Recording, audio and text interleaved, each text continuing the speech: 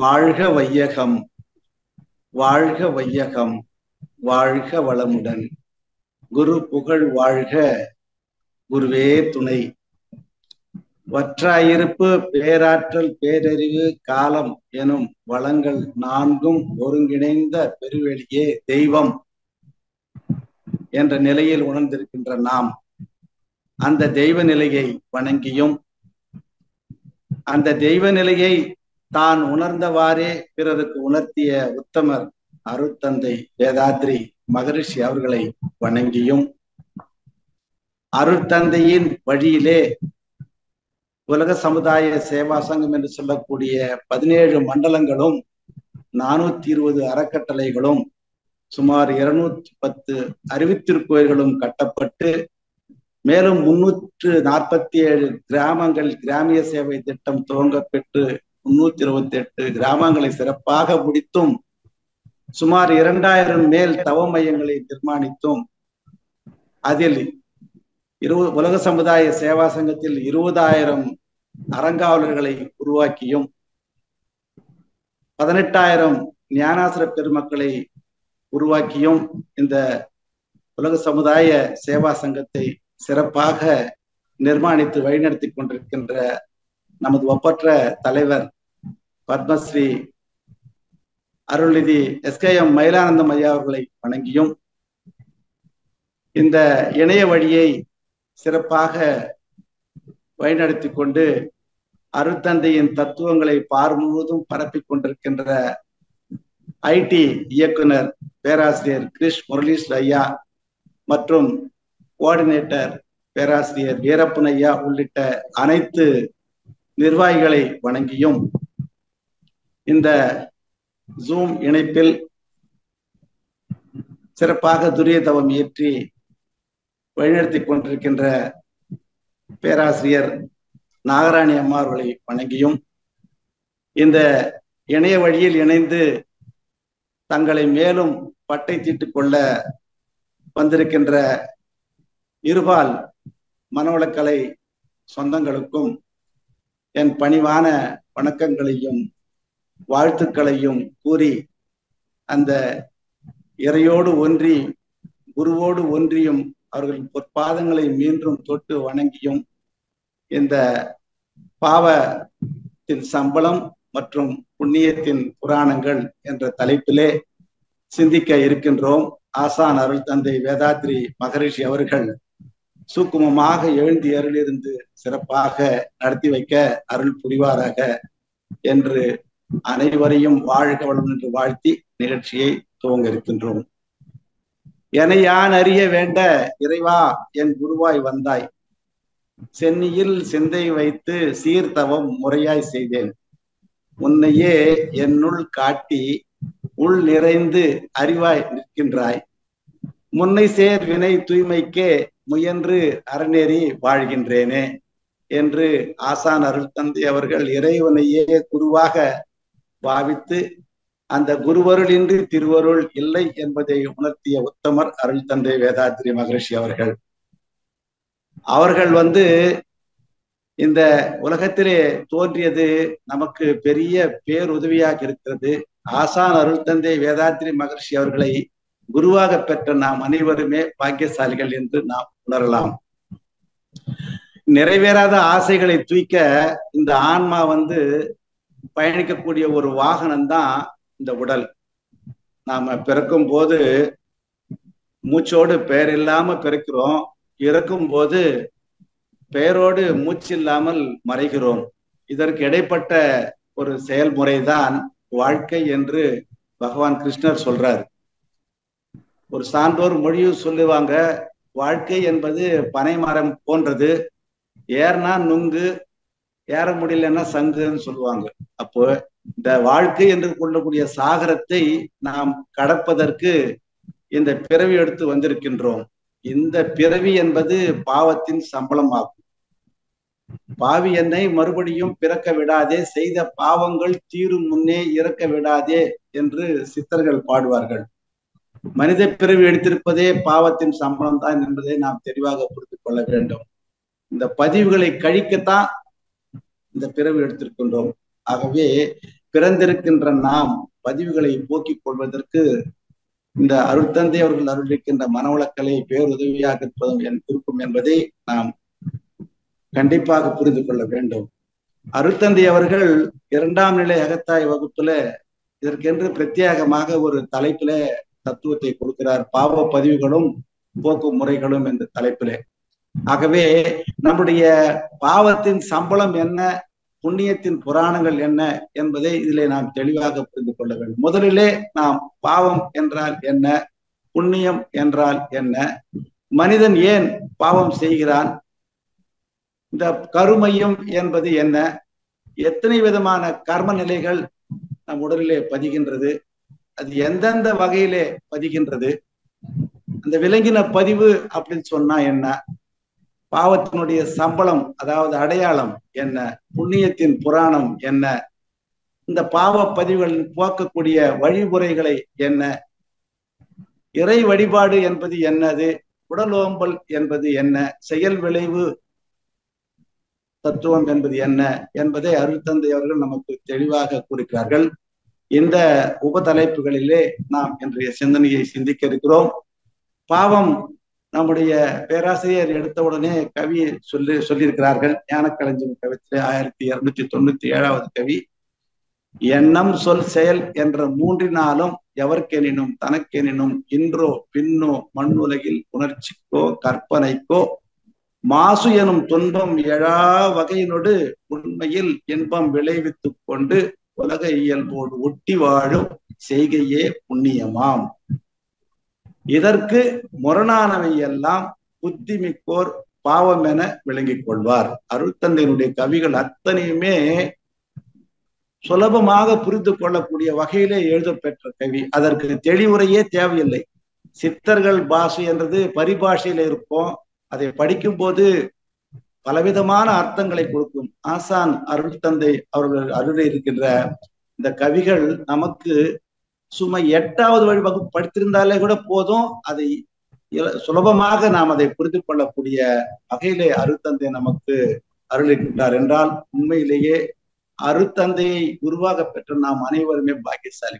அதுவும் தமிழிலேயே நாம் அருட்தந்தையுடைய தத்துவங்களை, அவர் படைத்த தத்துவங்களை தமிழிலேயே படிக்கும் போது அது இன்னும் கொடுத்து வச்சோங்க சொல்லலாம். ஏன்னா மாற்று மொழியிலே இருக்கும்போது அதை டிரான்ஸ்லேட் பண்ணா அதில் வித்தியாசமான விளக்கங்கள் கிடைக்கும். ஆனால் தமிழை புரிந்து கொள்வதற்கு பேருதவியாக இருப்பதற்கு உண்மையிலேயே குருவை நாம் குருவாக பெற்றதற்கு நாம் கடவுளுக்கு நன்றி சொல்ல வேண்டும் என்பதை கூறிக்கொள்கிறேன்.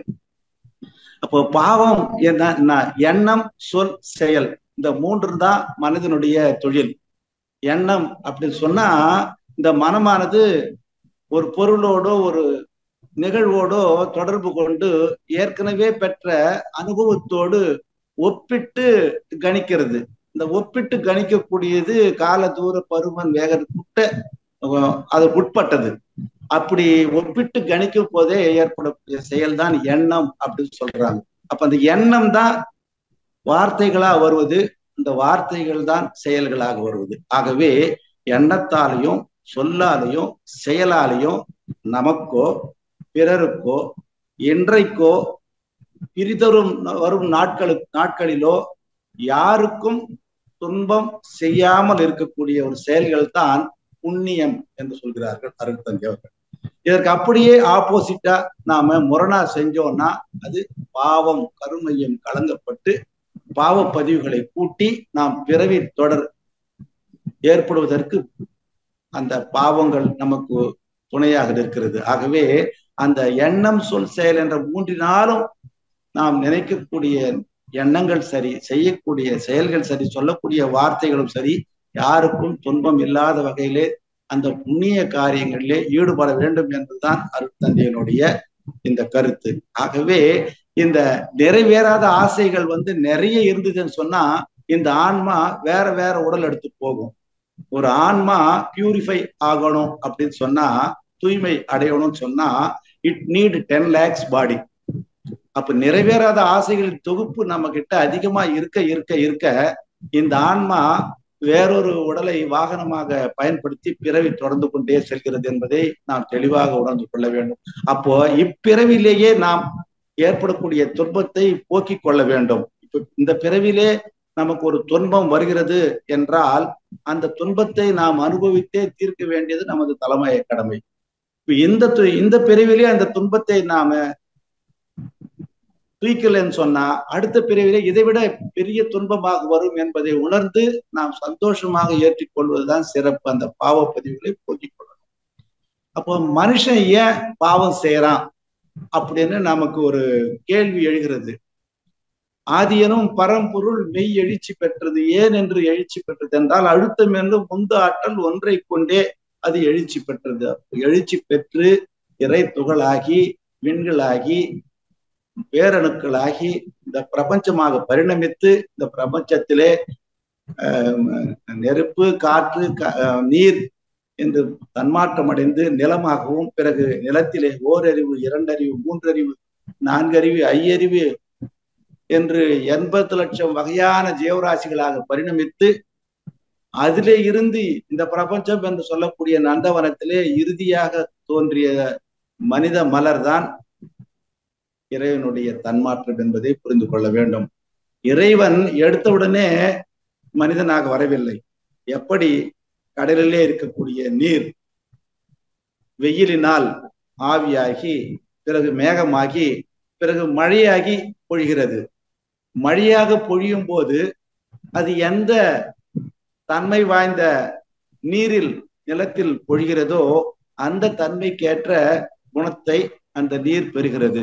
அது சிறப்பான ஒரு குடிநீரில் விழுந்தால் அது குடிக்க தகுந்த உகந்த நீராகவும், சரி கால்வாய் தண்ணியில் விழுந்தால் அது சேரும் சகதியுமாக இருக்கக்கூடிய நீராகவும் மாறுகிறது. அது போல இந்த மனிதனாக வந்திருக்கின்ற நாம் வெவ்வேறு விலங்கினத்தின் வித்தெடுத்து வந்திருக்கிறதுனால கண்டிப்பாக அந்த விலங்கினங்களின் பதிவுகள் நம்முடைய கருமையத்திலே பதிந்திருப்பதனால் நாம் பிறருக்கு துன்பம் செய்கிறோம், பிறருக்கு பாவத்தை உண்டு பண்ணுகிறோம் என்பதை நாம் புரிந்து கொள்ள வேண்டும்.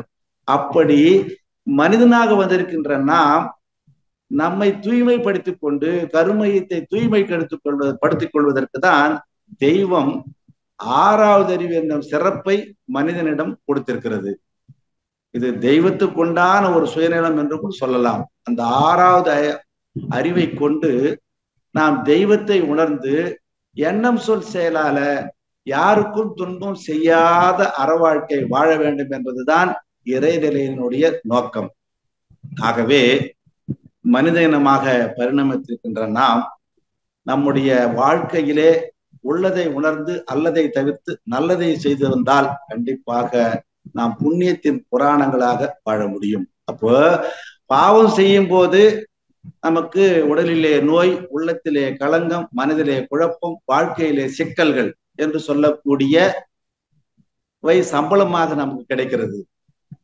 யார் தீதும் நன்றும் பிறர் தர வாரா அப்படின்னு சொல்லுவாங்க. இந்த ஆன்மா முற்பிறவியிலே செய்த அந்த செயலுக்கு ஏற்ற விளைவை இந்த பிறவியிலேயோ இனிவரும் பிறவிகளிலேயோ கண்டிப்பாக அனுபவித்தே தீரும் என்பதை நாம் உணர்ந்து கொள்ள வேண்டும்.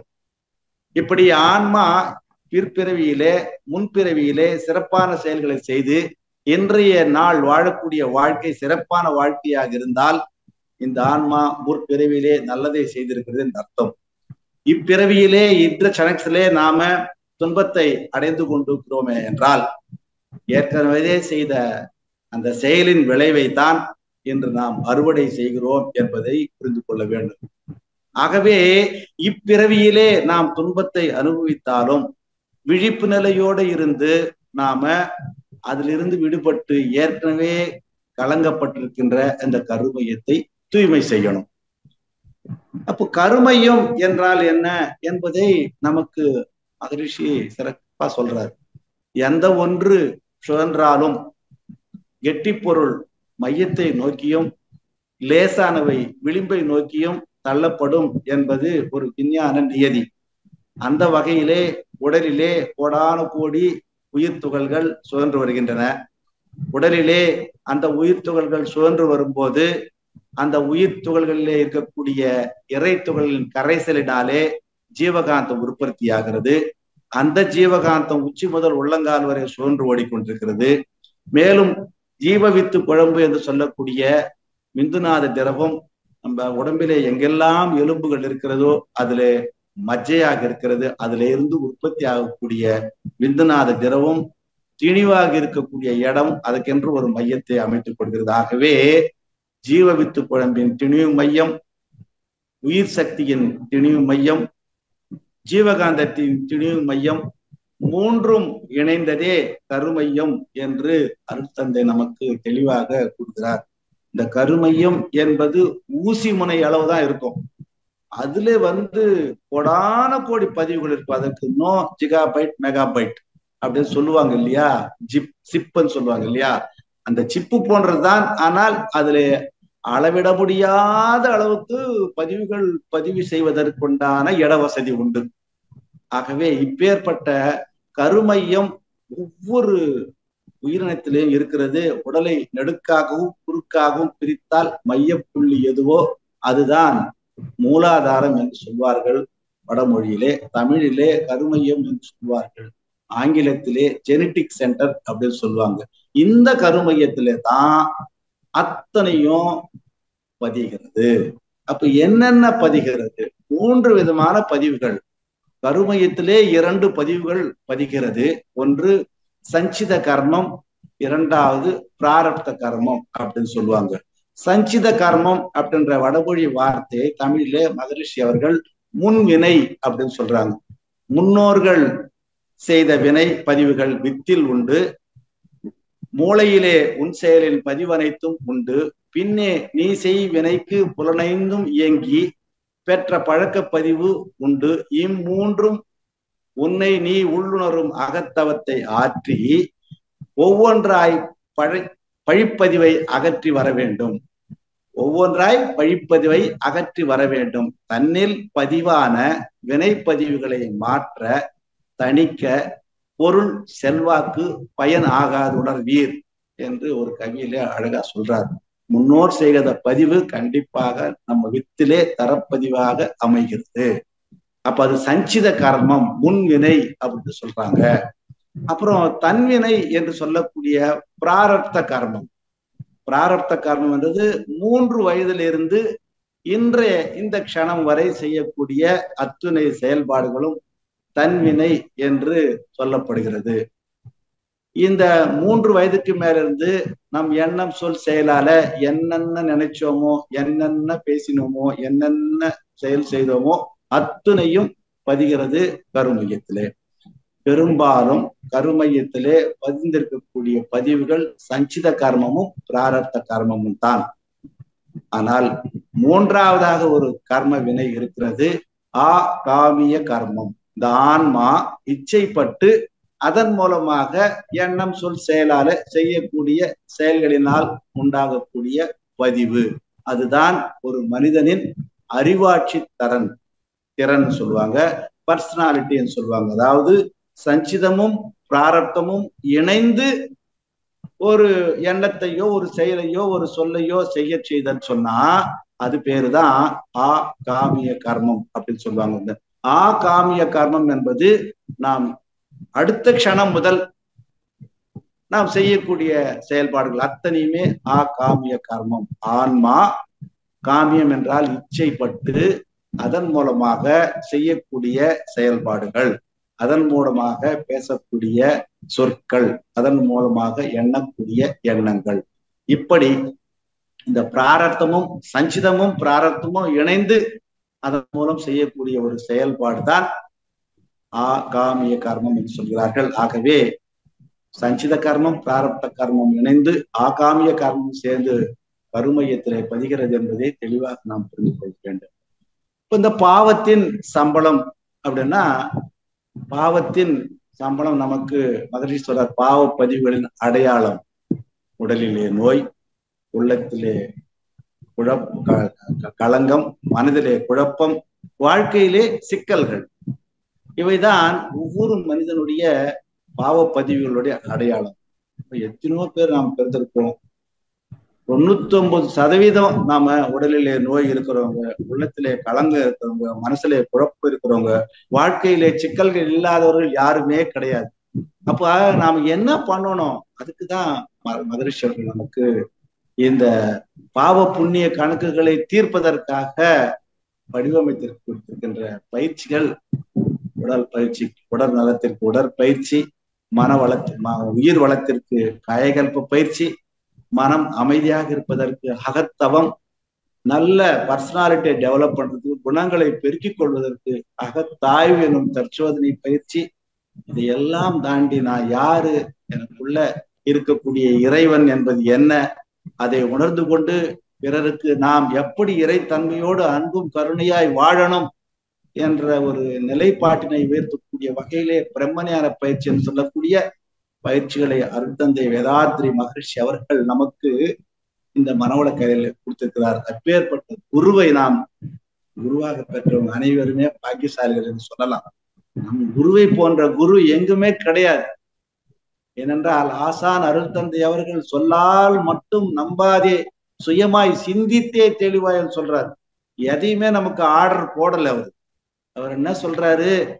நான் பயனடைந்திருக்கின்றேன், நீங்களும் பயனடைய வேண்டும், நீங்கள் உய்ய வேண்டும், உலக அமைதிக்கு நீங்களும் ஊன்றுகோலாக இருக்கணும் அப்படின்னு தான் விதைத்த விதைகள் இன்று ஆல விருட்சமாக உயர்ந்திருக்கிறது. இருந்தாலும் 1958 உலக சமுதாய சேவா சங்கத்தை நிறுவி அதன் மூலம் விதைத்த விதைகள் மூலமாக பயனடைந்தவர்கள் 1 கோடி பேர் தான். இன்னும் 820 கோடி பேர்ல 1 கோடி பேர் தான் மனவளக்கலையை பயின்றிருக்கின்றோம். 65 வருடங்கள் ஓடிவிட்டன. 150 வருடங்கள்ல உலக அமைதி கிட்டும் என்று நமது அருட்தந்தை சொல்லியிருக்கிறார்கள். ஆகவே நாம் ஒவ்வொருத்தரும் மகரிஷியுடைய கருத்துக்களை இந்த பார் முழுவதும் கொண்டு செல்ல வேண்டும். தான் மட்டும் அனுபவித்தால் மட்டும் போராது, தன் குடும்ப நண்பர்களையும் மற்றவர்களையும் சமுதாயத்தினரையும் இந்த மனவளக்கலையை இணைப்பதற்கு நாம் பேருதவியாக இருக்க வேண்டும். நமது ஒப்பற்ற தலைவர் அத்துணை பல்கலைக்கழகங்கள் நம்மை கைவிட்டாலும் புதிய ஒரு பல்கலைக்கழகத்தை ஜெயின் யூனிவர்சிட்டி மூலமாக கர்நாடகா மாநிலத்திலே ஒரு பல்கலைக்கழகத்தை நாடி இன்றைக்கு பல லட்சம் பேர் அதுல சேருவதற்கு அவர்கள் உறுதுணையாக நிற்கின்றார். அவர் கரத்தை உயர்த்துவதற்காக ஒவ்வொரு அறக்கட்டளையிலும் நாம அருட்தந்தையின் பயிற்சிகளை ஒரு அதிகாரப்பூர்வமான ஒரு பல்கலைக்கழகத்தின் மூலமாக ஒரு சான்று பெற்றால் நம் வாழ்க்கை உயர்வதோடு மட்டுமல்லாமல் நாம் பிறருக்கு எடுத்து சொல்ல ஒரு அங்கீகாரம் பெற்றவர்களாக இருக்க முடியும் என்ற வகையிலே நமது தலைவர் இந்த ஜெயின் பல்கலைக்கழகத்தை நாடி புரிந்துணர்வு ஒப்பந்தம் போட்டிருக்காங்க. ஆகவே நாம் அதன் மூலமாக நாம் அருட்தந்தையினுடைய அத்துணை கருத்துக்களையும் இளைய மக்களுக்கு, யங்ஸ்டர்ஸ், மாணவர் செல்வங்களுக்கு கொண்டு செல்ல இது ஒரு வாய்ப்பாக அமையும். அப்படித்தான் நம்முடைய பதிவுகளை நாம போக்கிக் கொள்ளணும் அப்படின்னு சொல்றாங்க மகரிஷி. அப்ப இந்த உடலிலே நோய், உள்ளத்திலே களங்கம், மனதிலே குழப்பம், வாழ்க்கையிலே சிக்கல்கள், இதெல்லாம் தீர்வதற்கு வழி ஏதாவது உண்டா? கண்டிப்பாக உண்டு. அந்த வழியை நாம் தேடிக்கொள்ள வேண்டும். அப்போ பாவத்தின் சம்பளம் என்ன என்பதை தெரிந்து கொண்ட நாம் புண்ணியத்தின் புராணங்களையும் நாம் புரிந்து கொள்ள வேண்டும். புண்ணியத்தின் மூலமாக நமக்கு என்ன கிடைக்கும்? அதாவது புதிய புதிய பதிவுகள் வராமல் நாம நம்மை தடுத்து கொள்ளலாம். ஒரு அறநெறி வாழ்க்கை வாழ்ந்து மேற்கொண்டு கருமையம் கலங்கப்படாமல் இருப்பதற்கு வழிவகை செய்து கொள்ளலாம் இந்த புண்ணியம் செய்தால். அதாவது ஒழுக்கம், கடமை, ஈகை என்று அற வாழ்க்கை வாழணும். ஒழுக்கம், கடமை, ஈகை என்ற 3 ஒன்றிணைந்த உயர் நெறியே அறமாகும். ஒழுக்கத்தில் கடமை, ஈகை இவ்விரண்டும் உள்ளடங்கி இருப்பதனை உற்றுப்பாரீர். ஒழுக்கமே வாழ்வில் என்றும் வெற்றி நல்கும். ஒழுக்கமே இறை உணர்வில் ஒளி உண்டாக்கி உயர்த்தி அறிவில் முழுமை எய்த வைக்கும். ஆகவே டிசிப்ளினா இருந்தாவே போதும், ஒழுக்கமா இருந்தா போதும், ஆட்டோமேட்டிக்கா கடமையும் ஈகையும் வந்துடும் சொல்றாரு. அந்த ஒழுக்கத்துக்கு கூட அருட்தந்தை அவர்கள் சொல்லக்கூடிய சாமியம் எது என்றால் இதுதான். தனக்கோ பிறருக்கோ தற்காலத்திலோ பிற்காலத்திலோ உடலுக்கோ உயிருக்கோ தீங்கு செய்யாத செயல்கள் எண்ணம் சொல் செயலால நீ கீப் அப் பண்ணின்னு சொன்னா தட் இஸ் கால்டு டிசிப்ளைன். அப்ப அந்த ஒழுக்கம் என்று சொல்லக்கூடிய அற வாழ்க்கை வாழ்வதற்கு இந்த புண்ணியம் செய்யும் போது நமக்கு ஏற்படக்கூடியது சொல்றாங்க. அதே மாதிரி தவமும் அறமும் இணைந்த ஒரு ஆன்மீக வாழ்வு மேலோங்கி நிற்கும். நமக்கு நம்ம அந்த ஆன்மாவை உணர்ந்து கொண்டு தவமும் அறமும் தழைத்துவங்கக்கூடிய வகையிலே செய்யக்கூடிய செயல்களை செய்து இந்த ஆன்மீக வாழ்வை நாம் பெறுவதற்கு இந்த புண்ணியத்தின் புராணங்கள் பேருதவியாக இருக்கும். அதே போல நம்ம கிட்ட தன்முனைப்பு அதிகமாக இருக்கும். இந்த தன்முனைப்பு, ஆணவம், கண்மம், மாயை என்று சொல்லக்கூடிய மூன்றும் இணைந்ததுதான் தன்முனைப்பு. இந்த தன்முனைப்பு நீங்கணும் சொன்னா கண்டிப்பாக நமக்கு இறை உணர்வு வேணும். இறை உணர்வுன்னு சொல்லும் போது நாம் உள்ளதை உணரணும், அல்லதை தவிர்க்கணும், நல்லதை செய்யணும். அப்ப தன்முனைப்பு நீங்க நாம இறை உணர்வு பெற வேண்டும். அந்த இறை உணர்வு பெறுவதற்கு தான் அருட்தந்தை நமக்கு பிரம்ம ஞானத்தை, நான் யாரு, நான் எங்கிருந்து, எனது மூலம் என்ன அப்படி உணர்ந்து கொண்டு நான் தெய்வத்தினுடைய பின்னம் அப்படின்னு சொல்லும் போது this fraction demands totality will supply all அப்படின்றத உணர்ந்து கொண்டு இந்த பின்னம் கேட்கும் போது முழுமை நமக்கு அத்துணையும் கொடுக்கும்.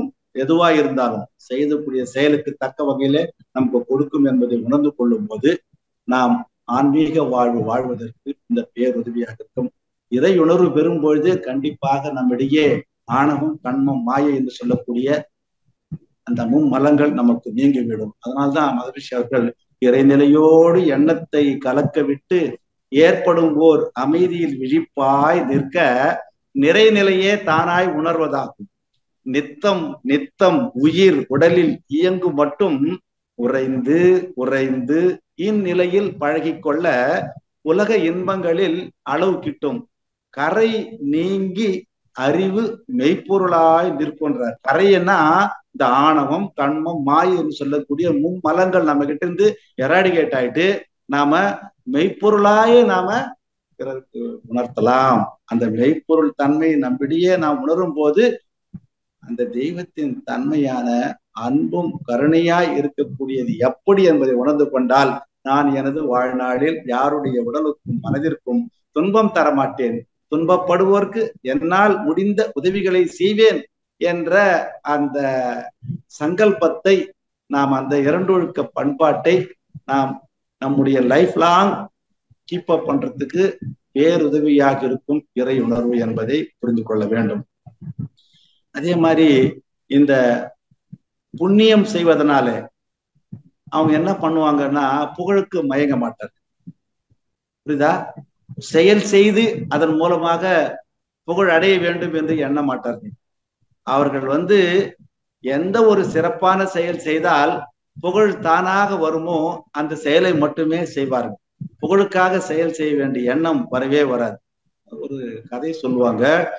ஒரு பஸ்ல அன்றாடம் கூட்டமாக இருக்கக்கூடிய அந்த பேருந்துல ஒரு வயதான பெண்மணி தினமும் ஒரு ஸ்டாப்பிங்ல ஏறுவாங்களாம். உடனே கண்டக்டர் ஏறி அவருடைய சீட்டை அந்த வயதான பெண்மணிக்கு விட்டுருவாங்க.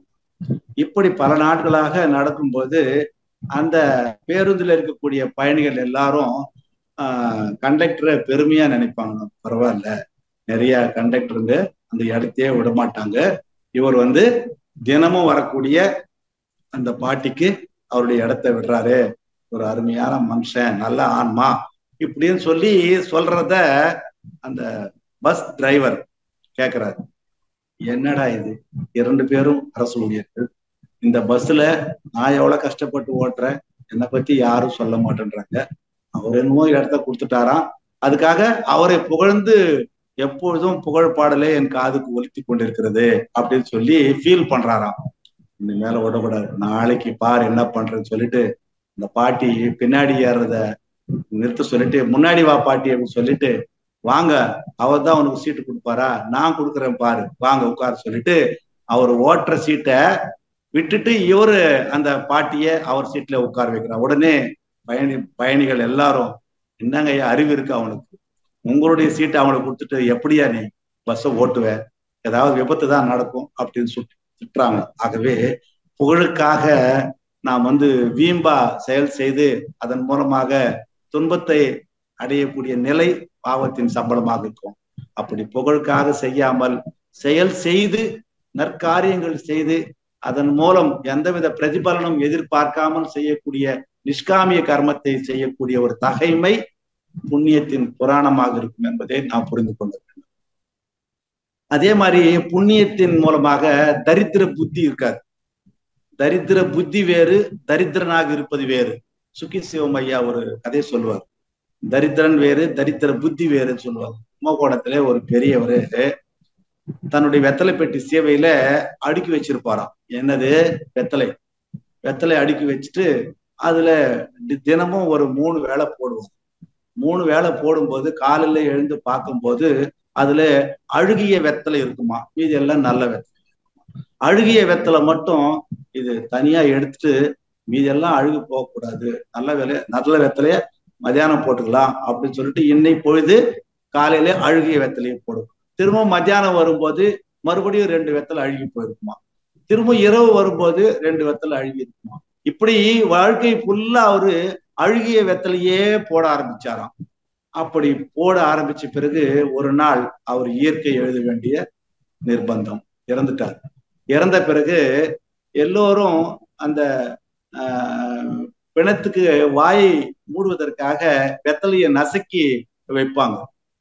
யாரோ ஒரு அங்க தொண்டு செய்யக்கூடிய அன்பர் வந்து வெத்தலை கொண்டு வந்து நசுக்கி வைக்க போகும்போது அவருடைய மகன் ஓடி வந்து, ஐயா நீ நல்ல வெத்தலை வைக்காதீங்க, அழுகிய வெத்தலை கொண்டு வாங்க, எங்க அப்பாவுக்கு அதுதான் பிடிக்கும் அப்படின்னு சொல்லி அழுகிய வெத்தலையை கொண்டு வந்து நசுக்கி வைக்கிறாங்க. இதுல இருந்து என்ன தெரியுதுன்னு சொன்னா, வாழும்போது இன்பத்தை தூய்க்காமல் இறக்கும் போது கூட இன்பத்தை தூக்கி இருந்தும் இல்லாதவனை போல இருக்க வேண்டிய சூழ்நிலைக்கு பாவங்கள் தள்ளப்படுகிறது என்பதை புரிந்து கொள்ள வேண்டும். அப்போ தரித்திரனாக இருந்தா கூட பரவாயில்ல, ஆனால் தரித்திர புத்தி இருக்கக்கூடாது. பற்றுகள் இருந்தால் கண்டிப்பாக நம் வாழ்வில் உய்ய முடியாது. அந்த வகையிலே தரித்திர புத்தி இருக்காம செய்யறதுக்கு இந்த புண்ணியங்கள் பேருதவியாக சொல்லுவாங்க.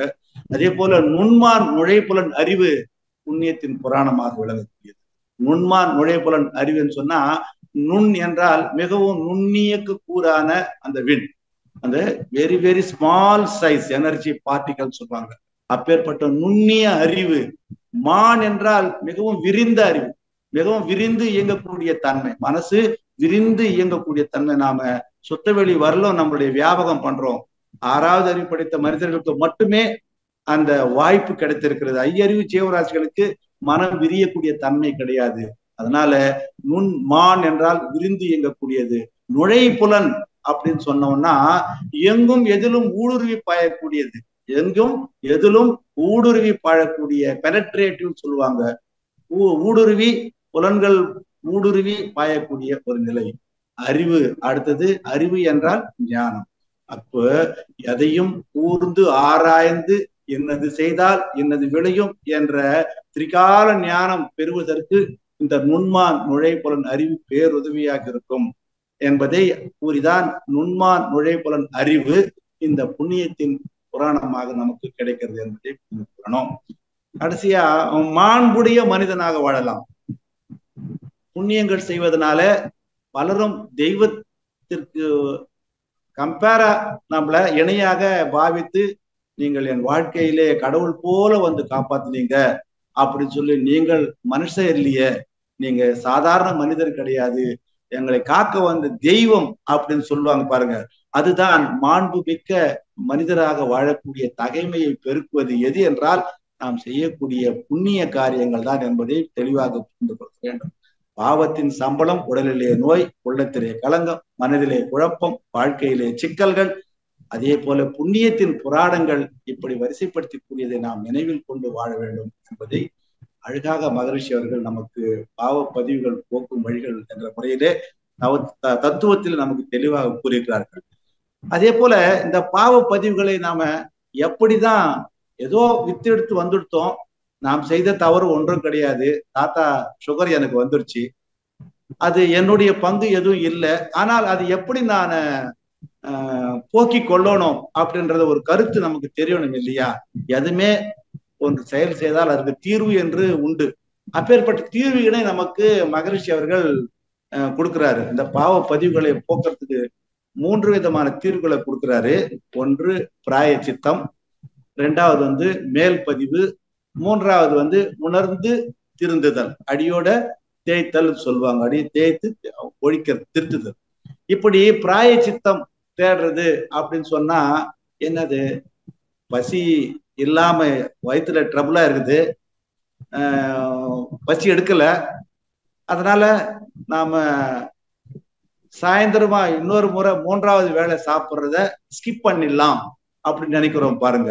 அதுதான் பிராயச்சித்தம். யாருக்காவது ஒரு கெடுதல் பண்ணிட்டோம், அந்த கெடுதல் பண்ணதுனால அவங்களுடைய பேரண்ட்ஸ் பாதிப்படைஞ்சிருக்காங்க. அவங்க பேரண்ட்ஸ் மறைஞ்ச பிறகு அவங்களுடைய சந்ததியருக்கு ஏதோ ஒரு விதத்துல நாம் செய்த கெடுதலை ஈடுகட்டுவதற்காக அவர்களுக்கு நாம நற்காரியங்கள் செய்யறது பாருங்க, அதுதான் பிராயச்சித்தம் அப்படின்னு சொல்றாங்க. அம்மா கிட்ட சண்டை போட்டு கோபமா பேசும்போது நாம அது என்ன ஃபீல் பண்ணி இது மாதிரி பேசக்கூடாது, நம்மை நாமே மாற்றி கொள்ளணும் அப்படின்றத உணர்ந்து திருந்தது தான் பிராயச்சித்தம் தேடி கொடுக்குது. அதே மாதிரி மேல் பதிவுகள் போட்டுக்கொள்வது என்பது என்ன என்றால், ஏற்கனவே தீய பதிவுகள் இருக்கிறது, நாம விழிப்பு நிலையோடு இருந்து நாம மேல் பதிவுகளை போடணும். எப்படி ஒரு கேட்டு கேட்டு நம்ம பாடல்கள் ரொம்ப ரொம்ப கேட்டு அழுத்து போச்சு, இந்த பாட்டு போதும் என்ற அளவு வரும்போது அதே ஒரு பாடலை அழித்து விட்டு இன்னொரு நல்ல தற்காலத்துக்கு ஏற்ற வகையில் இருக்கக்கூடிய பாடலை பதிவு செய்து கேட்கிறோம் பாருங்க, அது பேர் தான் மேல் பதிவு போடுறது. அதாவது துன்பம் தரத்தக்க பதிவுகள் நம்ம இருக்கும்போது நாம் நன்மை தரத்தக்கூடிய செயல்களை செய்யறது தான் மேல் பதிவு போடுறது. நன்மை தரக்கூடிய செயல்களை செய்து நாம் மேல் பதிவுகளை போட்டு தருவது தான் அந்த உள்ளதை உணர்தல் சொல்லுவாங்க.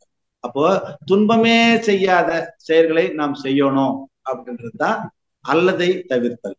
நல்லதை செய்தல் என்றால் நன்மையே செய்யணும் அப்படின்றத உள்ளதை உணர்ந்து அல்லதை தவிர்த்து நல்லதை செய்து மேல் பதிவுகள் போட்டு நாம போட்டிக் கொள்ளலாம். அடுத்ததாக தேய்த்து அழித்தல், அதாவது நாம அதனுடைய தாக்கம் இல்லாம போறது. பதிவுனால துன்பம் வரும், உப்பு தின்னவன் தண்ணி குடிச்சுதான் ஆகணும். அந்த துன்பத்தினுடைய தாக்கம் குறையணும், அதுக்கு நாம இறை உணர்வு பெறணும். அதுதான் மகரிஷி அவர்கள் நமக்கு அழகா இறைநிலையோடு ஒன்றக்கூடிய, இந்த சுத்த வெளியோடு ஒன்றக்கூடிய வாய்ப்பை நமக்கு அந்த துரியாதீத தவத்தின் மூலமாக கொடுத்திருக்கிறார். அந்த நித்தம் இந்த உயிர் உடலில் இயங்கு மட்டும் உறைந்து இந்நிலையில் பழகி கொள்ள உலக இன்பங்களில் அளவு கிட்டும், கரை நீங்கி அறிவு மெய்ப்பொருளாய் நிற்கும் சொல்லும் போது, இந்த சுத்த வெளியில நாம் என்ன பண்றோம்? துரியத்தில இருந்து உயர்ந்து விரிந்து சுத்த வெளியோடு போய் லயமாகி அங்கே கரையிறோம். கரைஞ்ச பிறகு என்ன ஆகுறோம்? திரும்பவும் உறைஞ்சிடுறோம். எப்படி கடல்ல போட்ட உப்பு மூட்டை கரைஞ்சி உறைஞ்சி போதோ, எப்படி ஒரு சொம்பு பாலில விட்ட அந்த குறைமோர் கலந்து உறைந்து போகிறதோ, தயிராக மாறுகிறதோ, அது மாதிரி நாம அந்த இறைநிலையோடு ஒன்று இருக்கும்போது பாவம் தத் பவத்தின்னு சொல்லுவாங்க. எப்பொருளை, எச்செயலை, எக்குணத்தை, எவ்வுயிரை எவரொருவர் அடிக்கடி நினைத்தாலும் அப்பொருளின் தன்மைதாய் நினைப்போர் ஆற்றல் உடலினிலும் அறிவினிலும் மாற்றம் காணும். இப்பெருமை இயல்பூக்க நீதியாகும். எவரொருவர் குருவை மதித்து ஒழுகினாலும் தப்பாது குரு உயர் மதிப்போர் தம்மை தரத்தில் உயர்த்தி பிறவி பயனும் நல்வர் சொல்றார். அப்போ எதுவாக நாம் நினைக்கிறோமோ அதுவாகவே மாறலாம். அப்பேற்பட்ட துரியாதீத தவத்தின் மூலமாக பாவம் தத் பவதி என்று அந்த இறை உணர்வு பெறுவதற்கு நமக்கு வழிவகை செய்திருக்கிறார். அதன் மூலமாக நாம் நம்முடைய பதிவுகளை போக்கிக் கொள்ள இயலாது, அறவே ஒழிக்க முடியாது, அதனுடைய தாக்கத்தை குறைத்துக் கொள்ளலாம். ஆகவே பாவி என்னை மறுபடியும் பிறக்க விடாதே, செய்த பாவங்கள் தீரும் முன்னே இறக்க விடாதே. ஒரு துன்பம் நமக்கு வருதுன்னு சொன்னா நாம் அதை ஏத்துக்கிடணும். ஏன்னா தீதும் நன்றும் பிறர் தர வாரா, மாதா செய்தது மக்களுக்கு சொல்லுவாங்க. சரி, நாம் செய்யக்கூடிய ஒரு தீய செயலுக்கு உடனே துன்பம் வரல அப்படின்னு நினைச்சிக்கன்னா, இதை விட கஷ்டப்படக்கூடிய பயங்கரமான துன்பம் வரும்னு அர்த்தம். நானு கெட்டது செஞ்சா கூட எனக்கெல்லாம் ஒண்ணும் வராது அப்படின்னு நினைக்க கூடாது. உனக்கு துன்பம் விளைவு உடனே வரலன்னு சொன்னா, அதை விட பயங்கரமான விளைவு ஏற்பட போகுதுன்னு அர்த்தம். கிருஷ்ணர் சொல்றார், உடனே உனக்கு துன்பம் வரல நீ செய்த செயலுக்குன்னு சொன்னா ஒண்ணுல மட்டும்தான் வரும். அதாவது நான் உண்ட உணவு அளவுக்கு மீறி உணவு உண்ணும் போது அதுல நமக்கு விளைவு வந்து இம்மிடியட்டா வரும். ஆனால் மற்ற செயல்கள், நற்செயல்களா இருந்தா சரி, தீய செயல்களா இருந்தா சரி, அது இட் வில் டேக் டைம். 1 வருஷம் ஆகலாம், 2 வருஷம் ஆகலாம், 5 வருஷம் ஆகலாம். ஒரு பிறவி என்பது 20 வருடம். ஆகவே 120 வருடங்கள்ல கண்டிப்பாக அது நம்மை தாக்கும். அப்படி இமீடியட்டா வர்ற ஆக்ஷனுக்கு உண்டான விளைவை நாம் ஏத்துக்கிட்டு தான் தீரணும். அப்படின்னு நினைச்சிட்டோம்னா நமக்கு துன்பமாக தெரியாது என்பதை நாம் புரிந்து கொள்ளணும். அப்ப இந்த பாவ பதிவுகளை பிராயச்சித்தம் மூலமாகவும் மேல் பதிவுகள் போட்டும் உணர்ந்து திருந்தியும் நாம இப்படி போக்கிக் கொள்ளலாம். இப்படி இறை வழிபாடு செய்யணும். இறை வழிபாடு என்பது தவறான வார்த்தை.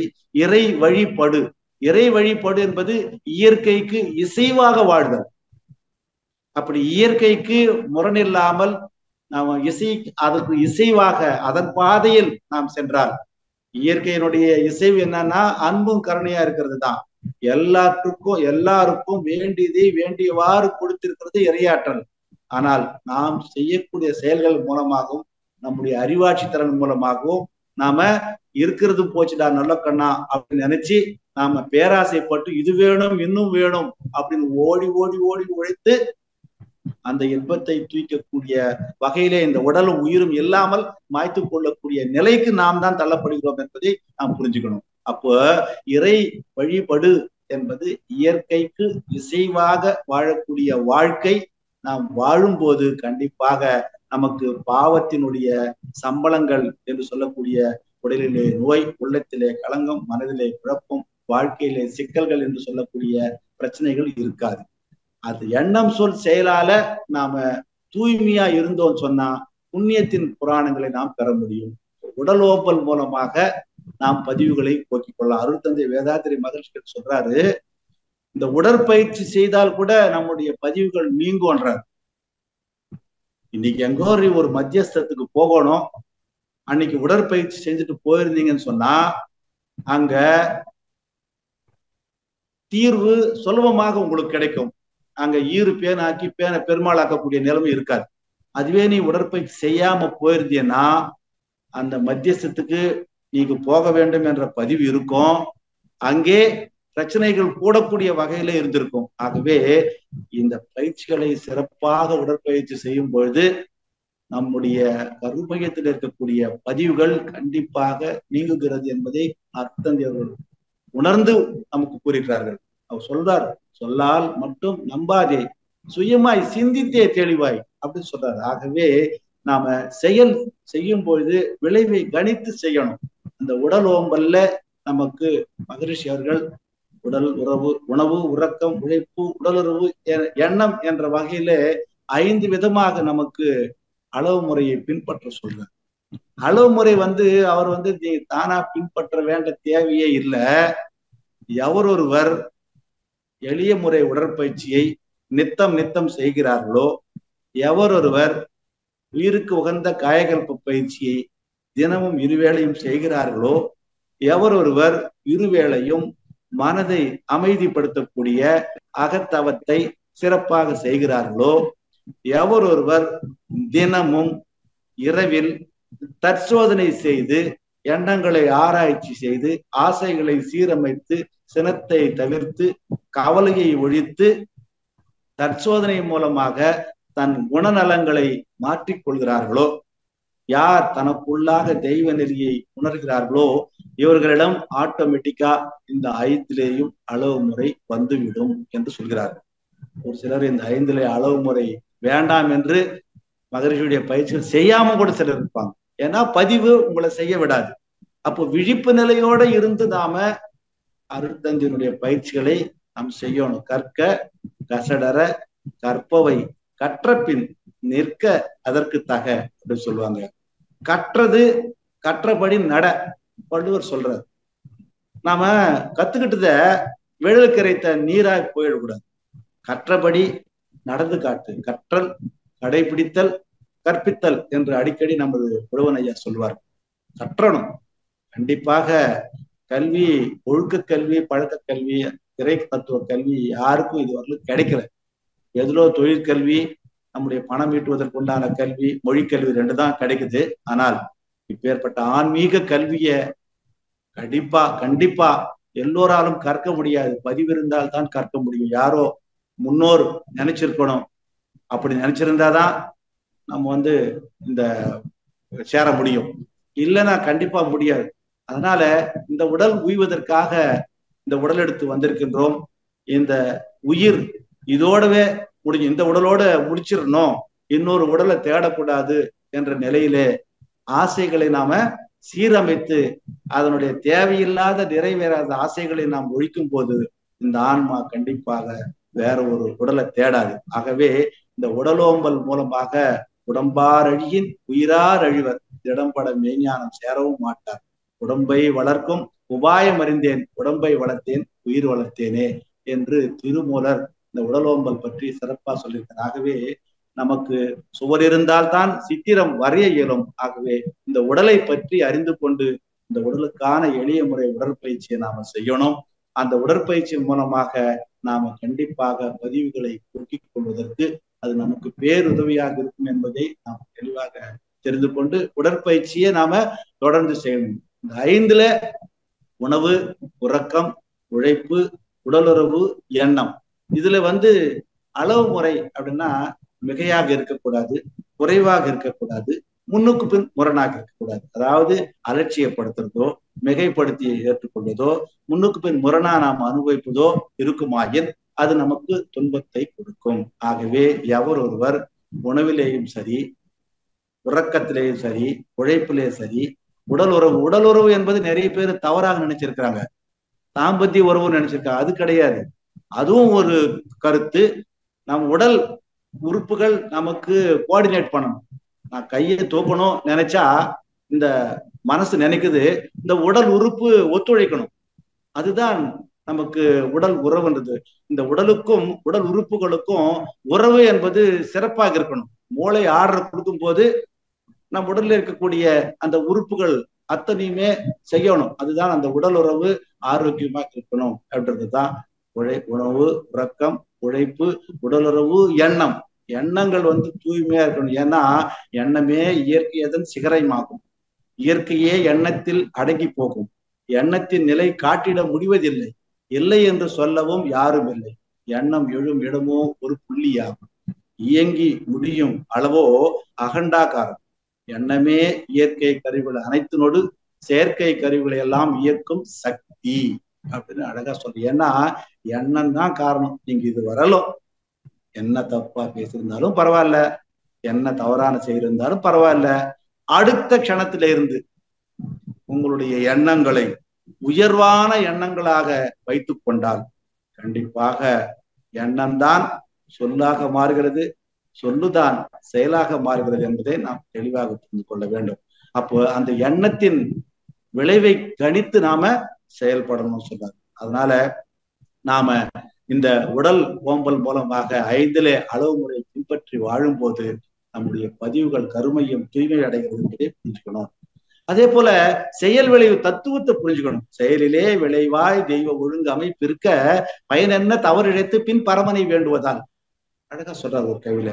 நாம் செய்யக்கூடிய செயல்லையே விளைவு தொக்கி நிற்கிறது. செயல் செய்வது நாம், விளைவாக வருவது இயற்கை நியதி. அதுதான் தீதும் நன்றும் பிறர் தர வாரா அப்படின்னு சொல்லுவாங்க. விளை உடனே வரலாம், பிறகும் வரலாம். இதுதான் இறை நீதி. என்னைக்கு கொடுக்கணும்னு அதுக்குத்தான் தெரியும். உடனே வரலையேன்னு நம்ம ஃபீல் பண்ணக்கூடாது. அதுல செயலிலே விளைவாய் வருவது அந்த தெய்வ ஒழுங்கு என்பதை புரிஞ்சுக்கணும். கெட்ட செயல்களை நாம எந்த அளவுக்கு தவிர்க்கிறோமோ அந்த அளவுக்கு அல்லதை விடுறோம்னு அர்த்தம். அப்படி விளைவை கணித்து விழிப்பு நிலையில் அளவு முறையோடு செய்ய வேண்டிய செயல்பாடுகள் இருக்கு பாருங்க. அப்படிப்பட்ட செயல்களை நாம பின்பற்றினோம் என்றால் அதுவே இயற்கை சட்டமாகும், இறை நீதி சட்டமாகும். அதுதான் விதின்னு சொல்லுவாங்க. அந்த விதியை மதியால் வெல்லணும். அந்த விதிக்கு முரண்பாடு இல்லாமல் விதி போன போக்குலேயே போயிட்டு அதை நாம் வெல்லணும். அதற்குண்டான ஒரு மதி நமக்கு கிடைத்தது என்றால் அதை தான் நாம் மனதினை, அப்பேற்பட்ட விதியை மதியால் வெல்லக்கூடிய அந்த மனதை பெறும்போது அதை நாம் மதி இருக்கிறோம். விதி மதியால் வெல்வது என்பது ஒரு சொல்லுவாங்க பழமொழி, விதியை மதியால் என்பது அந்த விதிக்கு தக்க வகையிலே போறது. அது போன போக்கிலேயே போனோம்னு சொன்னா ஆட்டோமேட்டிக்கா விளைவை நாம் கணிச்சு செயலை மாற்றம் செய்து கொள்ளும் போது கண்டிப்பாக அந்த விதியை மதியால் வெல்லலாம். செயல் செய்வது மட்டுமே நாம், ஆனால் விளைவு என்பது நம்மிடம் கொஞ்சம் கூட கிடையாது. அதற்கு முழுக்க முழுக்க பொறுப்பு தெய்வம்தான் என்பதை நாம் புரிந்து கொள்ள வேண்டும். எந்த ஒரு தவறு செய்தாலும் கண்டிப்பாக விளைவு உண்டு. எங்க ராமாயணத்துல ஒரு ஒரு கோட் கான்செப்ட் சொல்றேன். அதாவது ராமர் காட்டுக்கு போகணும் அப்படின்னு சொன்னது கைகேயி. கைகேயி தசரதன் சக்கரவர்த்தி கிட்ட வரம் கேட்டு கோசலை கிட்ட இருந்து கைகேய பிரிச்சிடுறாங்க. 14 ஆண்டுகள் நீ போகணும், தாய் அன்பு ஏங்குது. ஆனால் அதே பிரித்த கைகேயி மறுபிறவியில தேவகியாக பிறக்கிறார்.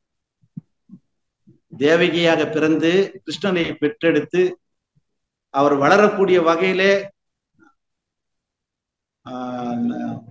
அந்த ஜெயிலிலே இருந்து அனுபவிக்கிறாங்க துன்பத்தை. ஆனால் முதலிலே முற்பிறவியிலே கோசலை 14 வருடங்கள் தன்னுடைய மகனை பிரிந்ததாலே அவங்க மறுபிறவிலே யசோதையாக பிறக்கிறாங்க. யசோதையாக பிறந்து தான் பெறாத பிள்ளைக்கு அன்பு ஊட்டக்கூடிய வகையில இறையாற்றல் எப்படி சேர்த்துட்டு பாருங்க. சோ தனக்கின்னா செய்யின் முற்பகல் தானே வரும் அப்படின்னு சொல்லுவாங்க. எந்த பிரிவில் இல்ல கூட அடுத்த பிரிவில கண்டிப்பாக வரும். உடனே வரலன்னாலும் பரவாயில்ல, ஏதோ ஒரு நாள் வந்தே தீரும். அதனால நோய் என்பது சொல்ல முடியாது. அதனாலதான் நிறைய பேர் சொல்ல, வயதான பெரியவங்க வீட்டுல இருப்பாங்க, அவருக்கு ஒரு துன்பத்தால அவர் கஷ்டப்பட்டுட்டு இருக்காரு, என் உயிர் எடுக்கிறியே நீ எப்பதான் சாவியோ அப்படின்னு அவரை திட்டக்கூடாது. மறைமுகமா திட்டுறது கூட கூடாது. எப்பதான் இந்த வீடு எனக்கு விடுதலை கிடைக்கும் அப்படின்னு சொல்லக்கூடாது. ஏன்னா இந்த பிறவியிலே அவருக்கு அனுபவிக்க வேண்டியது அனுபவித்துக் கொண்டிருக்கிறார். சப்போஸ் நாம சொல்றத பழிச்சு அவரு இறைநிலை எழுதிட்டாருன்னா அவர் பட வேண்டிய துன்பத்தை யார் படணும்? அவருடைய வார்ட்ஸ், அவருடைய சந்ததிகள் தான் பெறணும். அதனால நாம இந்த பிறவியிலே நம் பெற்றோர் நமக்கு துன்பத்தை கொடுக்கிறார், அதுதான் உன்னுடைய பதிவு என்பதை ஏற்றுக்கொள்ளணும். ஆகவே இப்படி நமக்குள்ளே இருக்கக்கூடிய பதிவுகளை நாம் தூய்மைப்படுத்துவதற்கு, கருமையத்தை தூய்மைப்படுத்துவதற்கு அருட்தந்தை ஒரு சிறப்பு மிக்க ஒரு பொக்கிஷத்தை நமக்கு கொடுத்திருக்கிறார். அப்பேற்பட்ட சிறப்பு மிக்க அந்த பொக்கிஷம் நமக்கு கிடைத்திருக்கும் போது அதை நாம் பின்பற்ற வேண்டும். கடவுள் எங்கே நம்மை பார்க்க போகிறார் என்று நினைத்து பல தவறுகளை நாம செய்கிறோம். பின்பு முதுமை வரும்போது மருத்துவமனையில போய் சென்று அந்த வார்டுல படுத்துக்கும் போது பெட்ல இருந்து பாத்தியன்னு சொன்னா அந்த வார்டு ஐசியு வார்டு, அந்த டோர்ல ஐசியு அப்படின்னு எழுதியிருக்கும். அப்ப நீ பெட்ல இருந்து பாத்தியன்னா நீ செய்த தப்புக்கெல்லாம் உன்னை கடவுள் பார்க்கல, நான் செய்தா தப்பு எனக்கு என்ன வரப்போதா அப்படின்னு நினைச்சத நீ அப்படி அந்த பெட்ல இருந்து பாத்தீங்கன்னா அந்த டோர்ல ஐசியு இருக்கும்போது இறைவனே உன்னை பார்த்து கேலி செய்வதாக நான் பார்க்கலன்னு சொன்னியே, நீ ஆடி அடங்கின பிறகு உனக்கு காட்டின பாத்தியா என்ன அப்படின்னு சொல்லுவான். அதனால கடவுள் எங்கும் நீக்கமர நிறைந்திருக்கின்றார். அவர் காணாத இடமே இல்லை, கண்காணி இல்லென்று கள்ளம் பல செய்வார் அப்படின்னு சொல்லுவாங்க. நம்மை மீறிய ஆற்றல் நம்மை கண்காணித்துக் கொண்டிருக்கிறது, யாருமே பார்க்கலன்னு சொல்லி நாம் தவறான செயல் செய்யும் போது கண்டிப்பாக நமக்கு விளைவு வந்தே தீரும். செய்த குற்றத்திற்கு வேணா தெய்வம் பரிகாரம் கொடுத்து அதை மாற்ற செய்யும். ஆனால் நல்ல செயல் செய்திருந்தேன்னா தெய்வமே நினைச்சா கூட அந்த நல்ல செயலுக்கு உண்டான விளைவை மாற்றவே முடியாது. ஏனென்றால் தெய்வத்தாலே முடியாது. ஏன்னா நல்ல செயலுக்கு அவ்வளவு வேல்யூ. தப்பு செஞ்சாதான் தெய்வத்துக்கிட்ட போய் மண்டிட்டேன்னா அதுக்கு ஏதாவது பரிகாரம் சொல்லி இப்படி செஞ்சு பாரு, அதனுடைய தாக்கம் குறையணும். ஆனால் you have done wellness, goodness, அதெல்லாம் பண்ணிருந்தீங்கன்னா ஐயோ அவரு கர்ண மகா சக்கரவர்த்தி எல்லா தர்மவான், அவர்கிட்ட உயிர் பிரிஞ்சு போகல. ஏன் போகல? செய்த தர்மங்கள் தடுக்குது, கடவுளாலேயே உயிர் எடுக்க முடியல, அதை ஏமாத்தி முள்ள மாதிரித்தனம் பண்ணிதான் அந்த உயிரை பிடுங்குறாரு. சோ கடவுளே நினைச்சாலும் நாம கண்டிப்பா நல்லதுக்கு உண்டான விளைவை மாற்றவே முடியாது என்பதை உணர்ந்து கொண்டு உள்ளதை உணர்ந்து அல்லதை செய்யணும். அல்லதை தவிர்த்து நல்லதை செய்யணும். நாம் செய்யும் குற்றத்திற்கு அவ்வப்போதே தண்டனை கிடைக்கவில்லை என்றாலும் நாம எனக்கு கிடைக்கலன்னு இருக்கக்கூடாது. ஒரு பயம் இருக்கணும். ஓ, இது விட பெரிய தண்டனை நமக்கு காத்துட்டு இருக்கு அப்படின்னு பயப்படணும். அதை பயந்தாவது இனிமேல் செய்யக்கூடிய செயல்களையாவது நல்ல செயல்களாக செய்யணும் அப்படின்னு செய்து நாம் வாழ்வில் புண்ணியத்தின் புராணமாக இருக்க வேண்டும் என்று கூறி நாம் எல்லாம் வல்ல அந்த இறையாற்றலையும் வணங்கி வையமெல்லாம் வாழட்டும், வாழ்க்கை வளம் காத்தினிதாய் வளரட்டும், மெய்யறிவு வாழ்க்கை இன்ப துய்த்தரிலே உய்ய மெய்ப்பொருள் நாட்டும் உலகெங்கும் மக்களிடம் ஓங்குக மேலோங்குக உள்ளமெல்லாம் ஒன்றுபடு என்று வாழ்த்தி இவ்வளவு நேரம் செவிமடுத்த இருபால் மெய்யுணர்வாளர்களுக்கும் எனக்கு வாய்ப்பளித்த பேராசிரியர் வீரப்பன் ஐயா அவர்களுக்கும் ஐடி நிர்வாகத்தினருக்கும் சிறப்பான முறையிலே வழிநடத்திக் கொண்டிருக்கின்ற நாகராணி அவர்களுக்கும் நன்றிகளை உரித்தாக்கி சிந்தனையை நிறைவு செய்து கொள்கிறேன். நன்றி. வாழ்க வளமுடன். கேள்வி கேட்க விரும்பும் அன்பர்கள் தங்களுடைய கைபேசியை தாங்களே அன்மியூட் செய்து கொண்டு கேள்விகளை மட்டும் சுருக்கமாக கேட்கும் பொழுது அனைவருக்கும் அது பயனுள்ளதாக அமையும் என்பதை அன்போடு தெரிவித்துக் கொண்டு முதலாவது அன்பராக ராஜலட்சுமி அம்மா அவர்களை அன்போடு அழைக்கிறோம். வாழ்க வளமுடன் அம்மா. வாழ்க வளமுடன் அம்மா. வாய்ப்புக்கு நன்றி ஐயா. வாழ்க வளமுடன் ஐயா. குமரன் ஐயா. ஐயா வாழ்க வளமுடன் ஐயா. வாழ்க வளமுடன் அம்மா. சொல்லுங்கம்மா. உங்களுடைய தலைப்பு ரொம்ப சிறப்பா இருந்ததுங்க. பாவத்தின் சம்பளமும் புண்ணியத்தின் புராணமும். பற்றாயிரப்பு பேரொரு பேராற்றல் காலம் இந்த பாடல் ஆரம்பிச்சு குருவின் மேன்மையை பற்றி சொல்லி உலக சமுதாய சேவா சங்கத்தின் வளர்ச்சிகளை பத்தி எல்லாம் நல்லா சொன்னீங்க. பனை மரத்தில் ஏற முடிந்தால் நுங்கு இல்லைன்னா சங்குன்னு சொன்னீங்க ஐயா. சூப்பரா இருந்தது.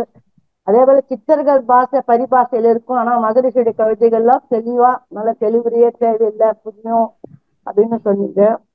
கருமயம் என்பது ஊசி முனை போல இருக்கு, அதுல கோடான கோடி பதிவுகள் இருக்கு அப்படின்னு சொன்னீங்க. பாவம்னா என்ன, புண்ணியம்னா என்ன, அதை நீக்கத்துக்கு தேவையானதெல்லாம் சொன்னீங்க. ரெண்டவக்க பண்பாட்டை கடைபிடிச்சு அப்போ இறை உணர்வு இந்த இதெல்லாம் வரும் அப்படின்னு சொன்னீங்க. அதுல பஸ்ல பிரயாணிக ஒரு வயதான பெண்ணுக்கு இடம் விட்டார் கண்டக்டரு. அப்ப டிரைவரும் அந்த அம்மாக்கு எச்சு சீட்டு கொடுத்தா அப்ப எப்படி ஓட்ட முடியும் அப்படின்னு சொல்றது ரொம்ப சிறப்பா இருந்துச்சு ஐயா. உடற்பயிற்சி செஞ்சுட்டு மத்தியத்துல செஞ்சா அந்த அன்னைக்கு தீர்ப்பே சரியா நல்லா எளிமையா சொல்லுவாங்க அப்படின்னு சொன்னதும் நல்லா சிறப்பா இருந்ததுங்க ஐயா. கற்றல் கடைபிடித்தல் கற்பித்தல் அதுவும் ரொம்ப சூப்பரா சொன்னீங்க. ராமாயணத்துல ராமர் காட்டுக்கு போனோன்னு கைகை சொன்னதுனால கோசலை பிரிஞ்சாங்க, மறுபிறகு யசோதையா பிறந்தாங்க அப்படின்னு நல்லா சொன்னீங்க. ஐக்கியூ நீ செய்த தப்புக்கு இறைநிலையை பார்ப்பதாக அர்த்தம் அப்படின்னு சொல்லி சூப்பரா இருந்ததுங்க ஐயா. கர்ணன் செஞ்ச புண்ணியம் அவர் இறக்காம இருந்தாரு. அப்ப கிருஷ்ண போய் மாறு இடத்துல போய் அவர் புண்ணிய பலன்லாம் வாங்கின பிறகுதான் அவரால் இறக்க முடிஞ்சதுன்னு கடைசியா சொல்லி முடிச்சிங்க. முதல் ஆரம்பத்துல இருந்து கடைசியாக்கு ரொம்ப சிறப்பா சொன்னீங்க. வாழ்க வளமுடன் ஐயா. உங்கள் தொண்டு மேலும் மேலும் சிறக்க வாழ்த்துகிறேன் ஐயா. வாழ்க வளமுடன். நன்றிங்க அம்மா. வாழ்க வளமுடன். நன்றிங்க ஐயா. வாழ்க வளமுடன். ரொம்ப சிறப்பா அம்மா தொகுத்து வழங்கிட்டாங்க ஐயா. சூப்பருங்க ஐயா. நன்றி அம்மா. வாழ்க வளமுடன். அடுத்த நன்றிம்மா. அடுத்த அன்பராக உமையாள் அம்மா அவர்களை அன்போடு அழைக்கிறோம். வாழ்க வளமுடன் அம்மா. உமையாள் அம்மா நீங்க அட்மிட் கொடுத்துருக்கோம், அட்மிட் பண்ணிட்டு பேசலாமா? அம்மா அது நெட்வொர்க் இஷ்யூ போல இருக்குங்க ஐயா. அடுத்த அன்பரை நம்ம கூப்பிடலாங்க ஐயா. அடுத்த அன்பராக மகேஷ் ஐயா அவர்களை அன்போடு அழைக்கிறோம். வாழ்க வளமுடன் ஐயா. வாழ்க வளமுடன் அம்மா. வாழ்க வளமுடன் ஐயா. வாழ்க வளமுடன் ஐயா. வாழ்க வளமுடன் அம்மா. எனக்கு வாய்ப்பு தந்ததுக்கு ரொம்ப நன்றி. அதாவது நம்ம அந்த கர்ம வினைகளை நம்ம எப்படி எப்படி வருதுன்றது நம்ம ஐயா சிறப்பா சொன்னாரு. ஐயாக்கு முதலுக்கு ஆமாங்க ஐயா. அடுத்த அன்பராக மாரிமுத்து ஐயா அவர்களை அன்போடு அழைக்கிறோம். வாழ்க வளமுடன் மாரிமுத்து ஐயா. அன்மீட் கொடுத்துருக்கோங்க ஐயா, நீங்க ஐயா கிட்ட பேசலாங்க ஐயா. அடுத்த அன்பராக கிருபாநிதி அம்மா அவர்களை அன்போடு அழைக்கிறோம். வாழ்க வளமுடன் அம்மா. அம்மா வாழ்க வளமுடன் ஐயா. வாழ்க வளமுடன் ஐயா. அம்மா கிருபாநிதி அம்மா வாழ்க வளமுடன். சொல்லுங்கம்மா. சிறப்பியா. இன்னைக்கு அரக்கோணத்தை தாண்டி ட்ரெயின்ல வரலோட உங்க குரல் தான் ஞாபகம் வந்தது. நன்றி. ஐயா, கருமையத்தை தூய்மைப்படுத்துதல், கருமையத்தின் தூய்மை எப்படிப்படுத்தணும், அதை ரொம்ப அழகா சொன்னீங்க ஐயா. கேக்குதா ஐயா? ஏன்னா கேக்குதம்மா, அம்மா கேக்குதுங்கம்மா, சொல்லுங்கம்மா. நீங்க சொன்னதுலையா பாவ புண்ணிய கணக்கை தீர்ப்பது எப்படி, அதை அழகா சொன்னீங்க. அதாவது சஞ்சீத கர்மம், பிராப்த கர்மம், ஆகாய கர்மம், அதையும் இணைச்சு சொன்னீங்க ஐயா. அது எல்லாம் இன்னைக்கு ரொம்ப ரொம்ப இதுல ஊர்ஜிதமா சின்ன விஷயமா இருந்தா கூட புகழ தேடி நீ எதையும் செய்யாத, செஞ்சதுக்கு தேடி வரையில அதை அனுபவிக்கணும். ஆனா நம்ம எல்லாருமே ஓரளவு அதை உணரணும். நம்ம ரொம்ப சிம்பிளான வேர்டுன்னு நினைக்கிறோம். உன்னை செஞ்சா கூட ஒருத்தர் கொடுத்தா கூட அதுல ஒரு பாராட்டை நம்ம எதிர்பார்க்கத்தான் செய்யறோம். அது ரொம்ப உணரணும் ஐயா. அது நீங்க சொன்னது ஐயா. நீங்க சொன்னதுல கருமையும் ஒரு ஊசி முனைன்னு சொன்னீங்க. கருமையும் ஒரு ஊசி முனை அளவு. ஆனா கருமையம் இல்லாத பொருளே இல்லைங்கன்னு நம்ம பேராசிரியர்கள் பேசி கேட்டிருக்கோம் ஐயா. இந்த பெருமையில நம்ம ஆன்மா தூய்மை அடையில நம்ம இறைநிலையோட கலந்துட்டோங்கிற உணர்வுல அந்த கருமையம் நம்மளை விட்டு போயிருமா? அந்த கருமையத்துக்கு நமக்கு தொடர்பு அத்து போயிருமா? இல்ல அந்த கருமையம் அதையும் தாண்டி நம்மளோட வர்ற வாய்ப்பு இருக்கா ஐயா? இல்லம்மா, ஆன்மா தூய்மை அடைஞ்சதுன்னு சொன்னா it will attach to divine. Divine கூட சேர்ந்துடும். அது தூய்மை அடையிறதுக்கு it needs 10 lakhs body as a human being. நிறைவேறாத ஆசை. ஒரு ஆன்மா கண்டிப்பா சாயுச்சத்துக்கு போகணும்னா 10 லட்சம் உடல் தேவை என்று சித்தர் பெருமக்கள் சொல்றாங்கம்மா. So when it attach with சாயுச்சத்துக்கு போயிடுச்சுன்னு சொன்னா ஆன்மா பியூரிஃபைட் சோலா மாறி. அப்ப நம்ம நினைக்கிறோம் நம்ம நல்லாதான் எல்லாம் நினைக்கிறோம், எல்லாம் செய்யறோம். ஆனா அந்த கருமையை தூய்மை அடைஞ்சு நம்மளை விட்டு போயிரும்னு நம்ம நினைக்க முடியாது. அடுத்த இன்னொரு ஆமா, நிறைய ஆசைகள் எவ்வளவு இருக்குன்னு தெரியாதே அந்த ஆன்மாக்கு. நம்ம நல்லாதான் வாழ்றோம் நினைக்கிறேன். நம்ம கிட்ட இருக்க சில ஆசைகளே சில சமயம் பீரியடும் போதுதான் நமக்கு தெரியுது இன்னும் அந்த ஆசையோட இருக்கான். ஆமா, இத மாத்தி செஞ்சிருவான், இத வாங்கிடுவான் அப்படிங்கல இன்னும் தானே அப்படின்னு நமக்கு தோணுது. தோணிட்டேதான் இருக்கும். எந்த அளவுக்கு நாம அதை குறைக்கிறோமோ இட் வில் ரெடியூஸ் அந்த பிறவியை தொடர்றத அவாய்ட் பண்ணும். அது நம்மளாலதான் முடியும். ஏன்னா நம்ம கருமையத்துல இருக்கக்கூடிய பதிவுக்கு தக்க வகையில தான் உன்னுடைய டிசைர்ஸ் கூட வர்றது. According to the imprints of சஞ்சித கர்மா, பிராரப்த கர்மா, இட் வில் ரிஃப்ளெக்ட் யுவர் ஆகாமிய கர்மா. சஞ்சித முன்வினையும் தன்வினையும் சேர்ந்து புகுவினையா வர்றதுதான்.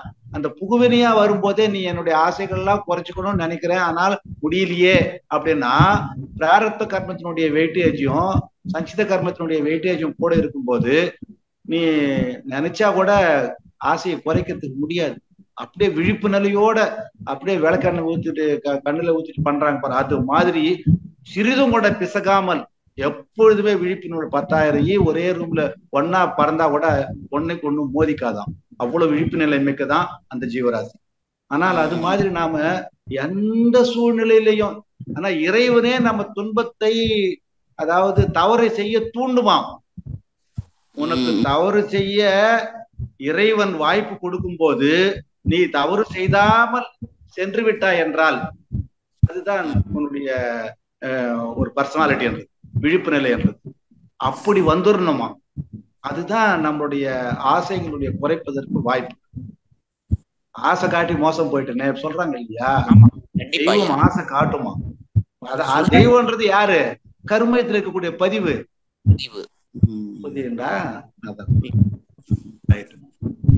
ரொம்ப சிறப்பியா. செய்த பாவம் தீர் முன்னே இறந்து விட வேண்டாம். இதுவே கண்டிப்பா முடியாது. அப்படி இருந்துட்டீங்கன்னா நீ அடுத்த ஜெனரேஷன்ல ஆஸ் யுவர் வாட்ஸா நீ you have to face.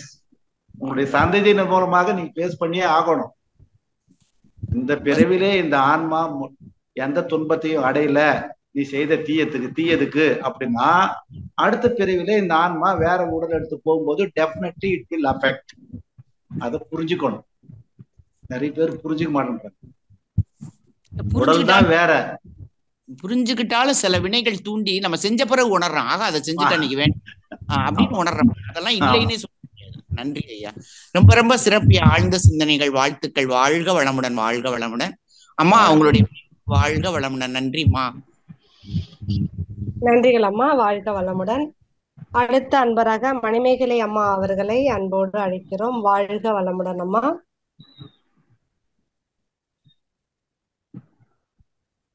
Manimekalai அம்மா, உங்களுக்கு அன்மியூட் கொடுத்துருக்கோமா, நீங்க அன்மியூட் பண்ணிட்டு ஐயா கிட்ட பேசலாமா? அடுத்த அன்பராக டாக்டர் ஜி கீர்த்தனா அம்மா அவர்களை அன்போடு அழைக்கிறோம்.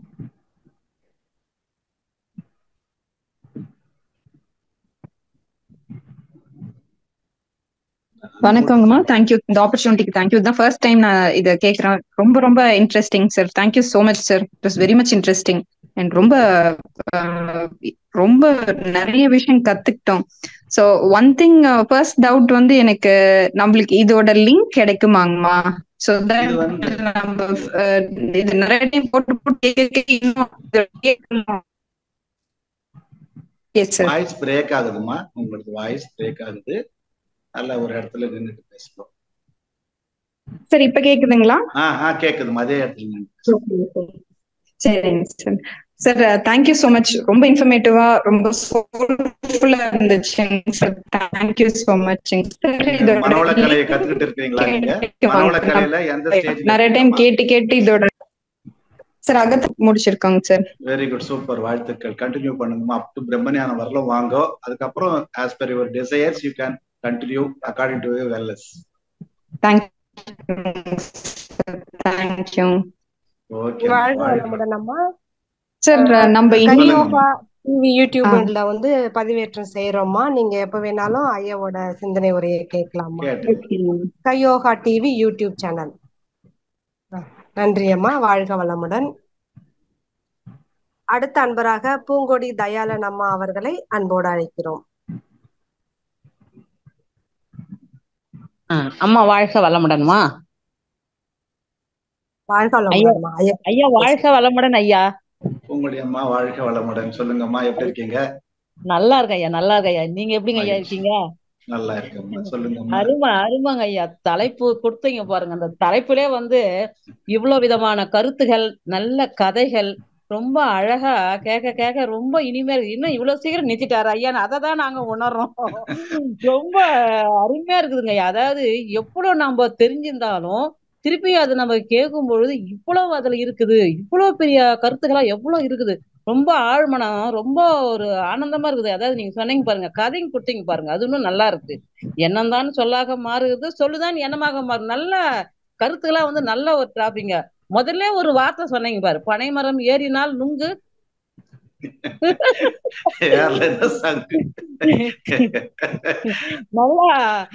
பாதி வழியில போயிட்டோம்னா யார முடியலையே.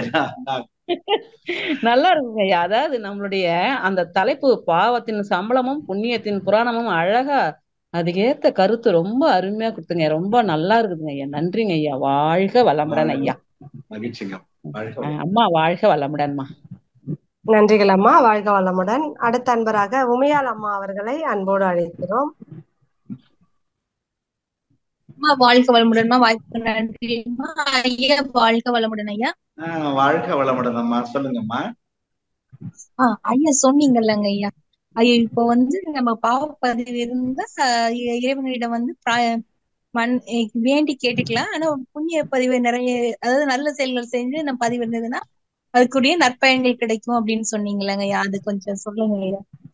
அதாவது நாம தப்பு செஞ்சுட்டா கூட பரிகாரம் தேடி போறோம்னா இறைவன் கொஞ்சம் இறங்கி வந்து நீ இந்த பரிகாரம் செய்ப்பா, நீ நல்லா ஆயிடுவ, அது கஷ்டம் தெரியாது, கஷ்டப்படுவேன் ஆனா உனக்கு அந்த கஷ்டமா தெரியாது அப்படின்னு சொல்லுவாரு. ஆனால் நீ நல்லது செய்துட்டு அதுக்கு உண்டான விளைவை தெய்வமே நினைச்சா கூட உனக்கு அது கொடுக்காம இருக்க முடியாது. நீ நல்லது செஞ்சுட்ட அதனால உனக்கு நான் கொடுக்க முடியாதுன்னு தெய்வமே நினைச்சா கூட கண்டிப்பா முடியாது. அதனால நாம இல்லாத விஷயங்களுக்காக வருத்தப்படுறதை விட விட்டுட்டு இருக்கும் விஷயங்களுக்காக நன்றி சொல்லி நாம பார்க்கணும். அப்படி நம்ம கேட்டதெல்லாம் கொடுக்கலையே தெய்வம் அப்படின்னு நினைக்கிறத விட நமக்கு கெட்டதை கொடுக்கலையே தெய்வம் அப்படின்னு நினைச்சு பாருங்க. புரியுதா? நாம நமக்கு விழிப்பு நிலையோடு இருக்க முடியுமா? வாழ்க வளம். நன்றிங்க, மிக சிறப்புங்கய்யா. மகிழ்ச்சிங்கய்யா. வாழ்க வளமுடன்யா அம்மா. நன்றிங்க அம்மா. வாழ்க வளமுடன். நன்றிகள் அம்மா. வாழ்க வளமுடன். அடுத்த அன்பராக மகேஷ் ஐயா அவர்களை அன்போடு அழைக்கிறோம். அம்மா வாழ்க வளமுடன் அம்மா. சொல்லுங்க ஐயா. வாழ்க வளமுடன். சொல்லுங்க ஐயா. வாழ்க வளமுடன். வாழ்க வளமுடன் ஐயா. வாய்ப்பை அளித்தமைக்கு நன்றி. சொல்லுங்க ஐயா. ஐயா இப்போ வந்து நல்லா சிறப்பா சொன்னீங்க, நல்லா இருந்தது. இது மாதிரி அதாவது நம்மளே வந்து நம்ம தவறு செய்ய சொல்லி கடவுள் சொன்னா கூட நம்ம வந்து செய்யாம தட்டுக்கிட்டோம்னா அதுல இந்த இந்த இதுல கர்ம வினை தீந்துரும் அப்படின்னு சொல்லி சிறப்பா சொன்னீங்க. அப்ப இப்போ கூட அம்மாட்ட சொன்னீங்க இந்த மாதிரி நம்ம நல்லது செஞ்சு யாரும் எதுவும் கொடுக்கலன்னா கூட நம்ம வருத்தப்படக்கூடாது. அதாவது நம்ம வந்து நம்ம கை கால இருக்கிறத வச்சு இருக்க சந்தோஷமா இருக்குன்னு சொல்றது சிறப்பா இருந்துச்சுங்க. இருந்தாலும் நான் காலையில ஏச்சா கூட சரி ஏதாவது ஒரு மைண்ட் ஒரு மாதிரி டிஸ்டர்பன்ஸ் ஆகிற மாதிரியே இருக்குங்கய்யா. அதுவும் பதிவுதாங்க ஐயா. பதிவு. ஆமா, அந்த பதிவு போய்க்கணும்னா நீங்க சங்கல்பம் போட்டுக்கணும். காலையில ஏந்தி எனக்கு எதுவும் டிஸ்டர்பன்ஸ் பண்ணாம நான் உடற்பயிற்சி செய்யணும் இறைவா அப்படின்னு சங்கல்பம் போட்டுக்கணும். விழிப்பு நிலையோடு இருந்து கரெக்டா எழுந்துடணும். அதுதான் உடலும் மனசும் ஒத்து போகணும். சரிங்க யோகா, அதுதான் யோகா. சரிங்க சரிங்க. இந்த ஸ்பீச் எல்லாம் வந்து எதுக்கு இந்த மாதிரி அம்மா சொன்ன மாதிரி இந்த யூடியூப்ல ஏதாவது போட்டா இன்னும் சிறப்பா இருக்கும். பல பேருக்கு உபயோகமா இருக்கும். இதுவரை 400 பேராசிரியர்கள் பேசுனது 4 வருஷமா பேசின பேராசிரியர்கள் பேசின ஸ்பீச் எல்லாம் யூடியூப்ல இருக்குங்க. ஸ்கை யோகா டிவி சப்ஸ்கிரைப் பண்ணி நீங்க அதுல போனீங்கன்னா நீங்க நிறைய விஷயங்களை தெரிஞ்சுக்கலாம் ஐயா. வாழ்க வளமுடன். போட்டுருவாங்க. சரி, 5 days போட்டீங்களா? 3 days கழிச்சு போடுவாங்க. 3 or 4 days கழிச்சு. வாழ்க வளமுடன். வாழ்க வளமுடன் ஐயா. வாழ்க வளமுடன் ஐயா. அடுத்த அன்பராக முருகேசன் ஐயா அவர்களை அன்போடு அழைக்கிறோம்.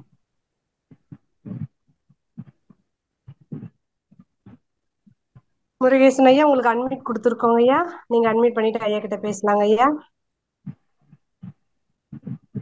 அடுத்த அன்பராக சாந்தி சுந்தரம் அம்மா அவர்களை அன்போடு அழைக்கிறோம். வாழ்க வளமுடன் சாந்தி சுந்தரம் அம்மா. வாழ்க வளமுடன் நாகராணி புருஷோத்தமன் அம்மா. ஐயா குமரன் ஐயா, வாழ்க வளமுடன் ஐயா. வாழ்க வளமுடன் அம்மா. சொல்லுங்க. அதாவது எல்லோரோட இப்ப இருக்க காலகட்டத்துல எல்லோருடைய மனதிலையும் நான் என்ன செஞ்சேன்னு தெரியல, என் பாவத்தை எப்படி போக்குறதுன்னு தெரியல, இந்த விளைவு ஏன் வந்ததுங்கிற கேள்வி எல்லாம் நிறைய இருந்துச்சுங்க. இருந்துட்டுதான் இருக்கு. அதுக்கு எல்லாத்துக்கும் ஒட்டுமொத்தமா வேதாத்திரிய கருத்துக்கள்ல இருந்து ஆழ்ந்து சிந்தித்து உணர்ந்ததை உணர்ந்தவாறு அப்படியே எங்களுக்கு லட்டு மாதிரி கொடுத்துட்டீங்க. ரொம்ப அற்புதமான சிந்தனை தொகுப்பு. நம்மெல்லாம் ஒரு கருவி, நமக்குள்ளாக இருந்து இயக்குறாரு அவர். அவ்வளவுதான். அவர்தான் வந்து சுக்குமமா கொடுக்குறாரு. நான் ஏதோ நினைச்சு வந்தேன், என்னை அறியாமலே வருது. அவ்வளவு. கண்டிப்பா அது மகானுடைய தன்மைங்க. நமக்குள்ளாக இறைவன் இருக்கிறார். இறைவன் ரூபத்துல குரு இருக்கிறார். இறைவனே நமக்கு குருவாக வந்திருக்கிறார். இதனால எது மக்களுக்கு கொடுக்கணும்னு குருக்கு தெரியும் இல்லையா? அதனால நாம் ஒரு கருவியாக இருந்து நம்ம கொடுக்கறோம். அவ்வளவுதாங்க. நீங்க சொன்ன அந்த 2 பாடல்கள் அடிக்கடி நான் என் மனதில் நினைத்து கொண்டிருக்கக்கூடிய பாடலுங்க. அதாவது பாவினான் மீண்டும் பிறக்காது இருக்க வேண்டும், என் பாவங்கள் தீரும் வரை நான் இறக்காது இருக்க வேண்டும்னு எந்த ஸ்பீச் கொடுத்தாலும் இந்த லைன் எனக்கு வந்துருங்கய்யா. அது எனக்கு என்னன்னு தெரியாது. எனக்கோட அதேதான்மா. ஏன்னா எந்த பிறவியிலே நாம் அனுபவிச்சிடணும். எதுவா இருந்தாலும் நான் செய்த சஞ்சித கர்மத்தினுடைய பலனை எனக்கு இந்த பிறவிலேயே கொடுத்துரு அப்படின்னு நாம எப்பவுமே சொல்லிட்டே இருந்தானா அது அப்ப நமக்கு அந்த பிறவி இதோட முடிகிற மாதிரி கூட ஃபீல் இருக்கும். ஆமாங்கய்யா. அதே மாதிரி இன்னொரு பாடல் சொன்னீங்க. எனக்கு பொதுவா சித்தர்கள் பாடல்களை ரொம்ப விரும்பி படிப்பது உண்டு, பல முறை வாசிப்பது உண்டு. அது அந்த கண்காணி இல்லை என்று கள்ளம்பலம் புரிவார், கண்காணி இல்லாத இடமில்லை காணுங்கள், கண்காணியாக கலந்தெங்கும் உள்ளானை கண்காணியாய் காண களம் ஒளிந்தாரே அப்படிங்கிற அந்த திருமூலரோட பாடலு ரொம்ப ரொம்ப அற்புதமான பாடலுங்க. கண்காணின்னா தமிழ்ல சூப்பர்வைசர். சூப்பர்வைசர். ஆமா. தேயிலை தோட்டத்துல எல்லாம் ஊட்டில தேயிலை பறிக்கும் போது லேடிஸ் எல்லாம் பறிச்சுக்கிட்டே இருப்பாங்க. கண்காணி வரா, சீக்கிரம் வாங்கடி அப்படின்னு. ஆமா ஆமா. இறைவன் எங்கும் நம்மளோட இருந்து நம்மளை கண்காணித்து கொண்டிருக்கிறார் இல்லையா? ரொம்ப அற்புதமான தொகுப்பு. நிறைய மேற்கோள்கள், எடுத்துக்காட்டுகள், கதைகள் கூறி ரொம்ப அற்புதமான படைப்பாக கொடுத்தமைக்கு எங்களை எல்லாரோட சார்பாகவும் நான் நன்றிகளையும் வாழ்த்துக்களையும் தெரிவித்துக் கொள்கிறேன் ஐயா. நன்றி. வாழ்க வளமுடன். வாய்ப்பு கொடுத்தமைக்கு நன்றி நாகராணி அம்மா. வாழ்க வளமுடன். நன்றிகள் அம்மா. வாழ்க வளமுடன் அம்மா. அடுத்த அன்பராக மணிமேகலை அம்மா அன்மிட் கொடுத்திருக்கோமா, நீங்க ஐயா கிட்ட பேசலாமா? எதுக்குடா இத்தனை முத்தம்?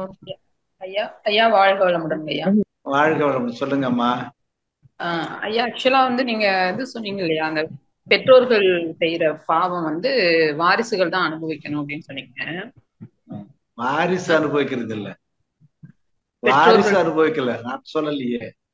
பெற்றோர்கள் செய்த பாவம் மாதா செய்தது மக்களுக்கும் சொன்னா அந்த அவங்கதான் இந்த மக்கள் மூலமா இன்பத்தை தூய்க்கிறது. இப்ப நீங்க இருக்கக்கூடிய நிலைமை உங்களது கிடையாது. ஒண்ணு கூட இன்றைய நிலை உங்களது 1% கூட கிடையாது.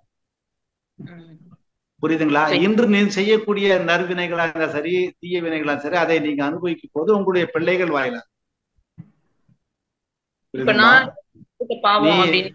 நீ அனுபவிக்கக்கூடியது நல்ல விஷயத்தை. If you are enjoying good things, your 4 parents have done good things. Okay. If you are enjoying so much of problems, அது உங்களுடைய 4 brothers தான் என்ஜாய் பண்றாங்க உங்க ரூபத்துல. அப்படி நீங்க ஃபீல் பண்ண, அப்படி நாம துன்பத்தை இந்த உடலிலே நம்ம முன்னோர்கள் அனுபவித்தாலும் நாம் விழிப்பு நிலையோடு இருந்து நம் சந்ததியருக்கு நல்லதை செய்ய வேண்டும் என்ற ஒரு பெருநோக்கோடு அதை மாற்றி அமைத்துக் கொள்வது பிராயச்சித்தம் தேடுறதுக்கு தான் இந்த மகிழ்ச்சி நம்ம கொடுத்திருக்கிற கருத்துக்கள். மேல் பதிவு, அடியோடு திருத்துதல், பிராயச்சித்தம் தேடுறது. அது எனக்கு புரியல. பரம்பரையா இல்லம்மா, பரம்பரையா உங்க அப்பா பங்காளிங்க விரோதிகளா இருப்பாங்க, பெரியப்பா சித்தப்பா எல்லாம். புரியுதா? ஒரு 2-3 தலைமுறை தள்ளி அந்த அந்த அந்த கோபம் நீங்கி ஹெல்ப் பண்ணக்கூடிய நிலைமைக்கு மாறக்கூடிய வாய்ப்பு. அதுதான் மாத்திக்கணும். விழிப்பு நிலையோட அவங்கதான் ஏட்டிக்கக்கூடிய சண்டை போட்டாங்கன்னு சொன்னா கூட நம்ம ஏன் இப்படி இருக்கணும் அப்படின்னு விழிப்பு நிலையோடு இருந்து மாத்திக்கிட்டா உறவுகள் மேம்படுவதற்கு பேருதவி. அதுதான் மேம்படுது. என்னோட சந்தேகம் என்னன்னா இப்ப பெற்றோர்கள் செய்யற, தெரிஞ்சோ தெரியாமலோ செய்யற சில விஷயங்கள் பெற்றோர்கள் அனுபவிக்கணும், அப்படி இல்லைன்னா அவங்களோட சந்ததிகள் தான் அனுபவிக்கணும் அப்படிங்கறது மாதிரி சொல்றாங்க. இல்லம்மா, சந்ததி ரூபத்துல நாம தான் என்ஜாய் பண்றோம்னு சொல்லிட்டு அதை நான் சொன்னேன். இன்னைக்கு நீங்க இருக்கிற நிலைமை உங்களது 1% கூட கிடையாது. அப்ப நீங்க கொடுக்கக்கூடிய நிலையில இருக்கிறீங்க, நல்ல ஒரு வசதியோட 4 வீலரு, நல்ல பில்டிங், பங்களான்னு இருக்கிறீங்கன்னு சொன்னா உங்களது ஒரு பங்கு கூட இல்ல. உங்க தாத்தா எல்இடி டிவி பார்க்கல, ஒரு ஏரோப்ளேன்ல போல அப்படிலாம் ஃபீல் பண்ணக்கூடாது. ஏன்னா they are enjoying through you. அந்த ஆன்மா தான் நிறைவேறாத ஆசைகளை தன்னுடைய பிறவியின் மூலமாக பிள்ளைகள் வாயிலாக தூக்கிறது. ஓகே. கஷ்டம் வரும்போதுயா அது யார் மூலமா வருது? அது கூட கஸ்டமர் மூலமா கூட வரும். அதாவது அது எதனால வருது? நான் நல்லதுதான் பண்ணிட்டு இருக்கேன். ஆமா, நீ இன்றைக்கு அதாவது நீங்க பாப்பீங்க, ஒரு ரவுடி அதெல்லாம் முள்ள மாதிரித்தனம் பண்றவன் இவங்க எல்லாம் பார்த்தீங்கன்னா நல்லா வெள்ளையும் சொல்லையுமா இருப்பான், நல்ல பட்டோடாவுமா இருப்பான், எந்த துன்பத்தையும் அவன் ஆளாக மாட்டான். ஆனா செய்யறதெல்லாம் என்னது? ரவுடித்தனம், கெட்ட செயல்கள். அந்த ரவுடித்தனம் கெட்ட செயலை கூட இப்படி செய்யறானே, இவன் நல்லா இருக்கானே அப்படின்னு நிறைய பேர் சொல்லுவாங்க இல்ல அவனை. அப்ப நல்லா இருக்கானன்றதுக்கு யார் காரணம்? அவங்க முன்னோர்கள் நல்லது செஞ்சிருக்காங்க. ஆனா இன்னைக்கு அவன் செய்யற ரவுடித்தனத்துக்கும் முள்ள மாதிரித்தனத்துக்கும் he will face the problems through their words. நம்முடைய சந்ததியின் மூலமாக இந்த ஆன்மா சொல்லுங்கம்மா. இந்த பிறவியில நான் யாருக்கும் உடலுக்கோ மனதுக்கோ துன்பம் தராத ஒரு நல்ல செயல்களை தான் செஞ்சுட்டு இருக்கேன். ஆனா சில விஷயங்கள் நமக்கு ஒரு நோயாவோ அல்லது உள்ளத்துல கலங்கமாகவோ வரும்போது அது எதனால நமக்கு வருது? சஞ்சித கர்மம். அது முன்னோர்கள். ஆமா, அவங்க செய்த வினைதான் நாம் அனுபவிக்கிறது. இன்னைக்கு நீ செய்யறடைய செயல்பாட்டு நல்லது கெட்டது you can enjoy through your voice. சந்ததியின் மூலமா. அதான் பிறவி என்றது, பிறவி தொடர்வதுன்றது இதுதான். நீங்க மனவளக்கலையில எந்த ஸ்டேஜ்ல இருக்கீங்கம்மா? மனவளக்கலையில நான் அகத்தாய்வு முடிச்சிருக்கேன் ஐயா. ஆமா, நீங்க இன்னும் நிறைய பெருமனையான வரலும் போயிட்டு பிறப்புக்கு முன்னும் இறப்புக்கு பின்னும் உயிரின் நிலை நிறைய டீடைல்ஸ் எல்லாம் நிறைய மகரிஷி புத்தகங்களை படிச்சு நிறைய பேராசிரியர்கள் பேசுறதை கேட்டீங்கன்னா யூ கேன் கிளியர் பண்ணிக்கலாம். ஓகேவா? மகிழ்ச்சிமா. நிறைய டவுட்ஸ் வரும் உங்களுக்கு. நிறைய மகரிஷியோடைய பயிற்சிகள் முடிக்க முடிக்க அந்த டவுட்ஸ மகரிஷியே கிளியர். நன்றி ஐயா. வாழ்க வளமுடன் ஐயா. அடுத்த அன்பராக முருகேசன் ஐயா அவர்களை அன்போடு அழைக்கிறோம். முருகேசன் ஐயா, உங்களுக்கு அட்மிட் கொடுத்துருக்கோங்க ஐயா, நீங்க பேசலாங்க ஐயா. அடுத்த அன்பராக மாரிமுத்து ஐயா அவர்களை அன்போடு அழைக்கிறோம். வாழ்க வளமுடன். சொல்லுங்க ஐயா. வாழ்க வளமுடன். கேக்குது. வாழ்க வளமுடன் ஐயா. இந்த கர்மா பற்றி சொன்னீங்க. நம்ம புண்ணிய செயல்கள் நம்ம என்னதான் பயிற்சி இந்த மாதிரி பண்ணாலும் சில நேரங்கள்ல நம்மளுக்கு வந்து இந்த கடமாற்றம்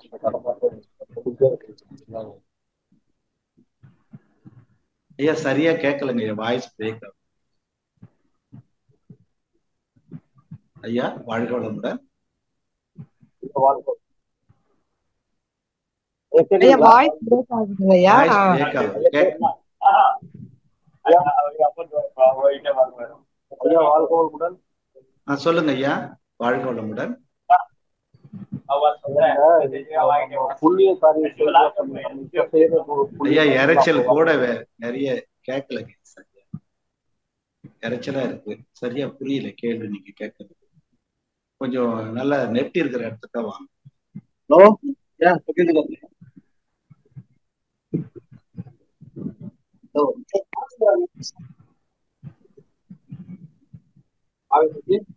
கேக்கலைங்க ஐயா, வாய்ஸ் ஒண்ணுமே கேக்கலைங்க ஐயா.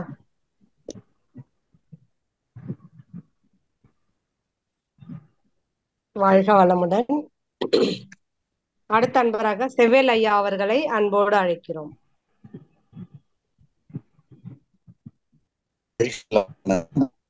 ஐயா ரொம்ப சிறப்பையா, எளிமையானவங்களும் ஒரு பாமர மக்களும் புரிஞ்சுக்கிற அளவுக்கு ஒவ்வொரு டைம் நீங்க பேசக்குள்ள ரொம்ப இனிமையா இருக்கு. அதே மாதிரி அந்த சொற்கள் வந்து ரொம்ப அந்த புல்லட் பாயிண்ட் மாரி நல்லா கொடுக்குறீங்க ஐயா. ரொம்ப மன மகிழ்ச்சி. அந்த அந்த வேதாத்திரியத்தை பற்றோடு அவங்க எடுத்துக்கிற அளவுக்கு நீங்க கொடுக்குறீங்க. ரொம்ப மகிழ்ச்சியாகவும் நெகிழ்ச்சியாகவும் இருக்கு ஐயா. அதே மாதிரி ஐயா நம்ம பண்றோம் இந்த மனவளக்கலையில நீங்க சொல்ற எல்லாம் பண்றோம். இந்த கர்ம வினைகள் ரொம்ப சில டைம்ல நம்மள முடியாத அளவுக்கு பண்ணக்குள்ள நம்ம அதை பொறுத்துதான் போக முடியும். சில டைம்ல நம்ம வாழ்க்கை துணைகிட்டையும் நம்ம பொறுத்துதான் போறோம். சில டைம்ல நம்மள மீறி அந்த சினமாகப்பட்டது வெளிப்பட்டுடுதான். ஏன்னா பொறுத்து எவ்வளவு தூரம் அடக்கிய பொறுமையை கடைமடைக்குன்னு நினைக்கிறோம். ஆனா இது தோத்து போயிடுறோம் ஐயா. என்ன பண்றது? அதே மாதிரி எழுதி வைத்தான் தேவன் என்று சொல்லுவாங்க. அந்த தேவன் யார் தெரியுமா? அதான் கருமை.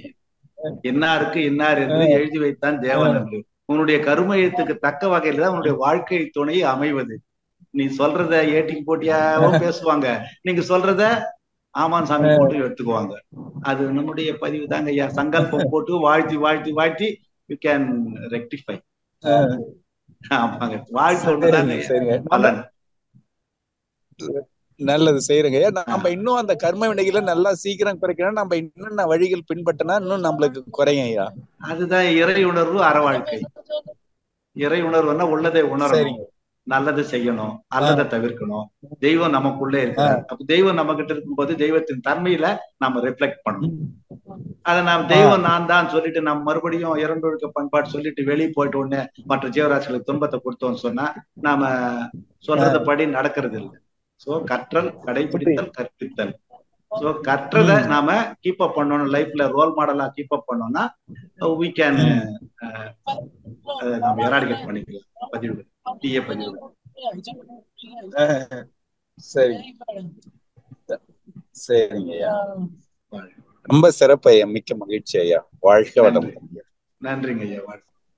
ரொம்ப சிறப்பு ஐயா. எப்ப பேசினாலும் நல்லா இருக்கு ஐயா. உங்களுடைய அந்த பேச்சு கலைன்றதுல அந்த நுணுக்கங்கள் வந்து ரொம்ப அப்படியே அட்ராக்டிவ், வந்து மக்களை கவர்ற மாதிரி அந்த பாமர மக்கள் கேட்டா கூட புரிஞ்சுக்கிற அளவுக்கு இருக்கு ஐயா. ரொம்ப அதான் மகரிஷி ஐயா கூட ஐயா தமாஷா பேசுவாரு. அப்படியே தங்கமா பேசுவாரு. ராஜம், அதாவது குடுவாஞ்சேரியில அந்த கவர்மெண்ட் நேரத்துல ஒரு குடிசை போட்டாங்க.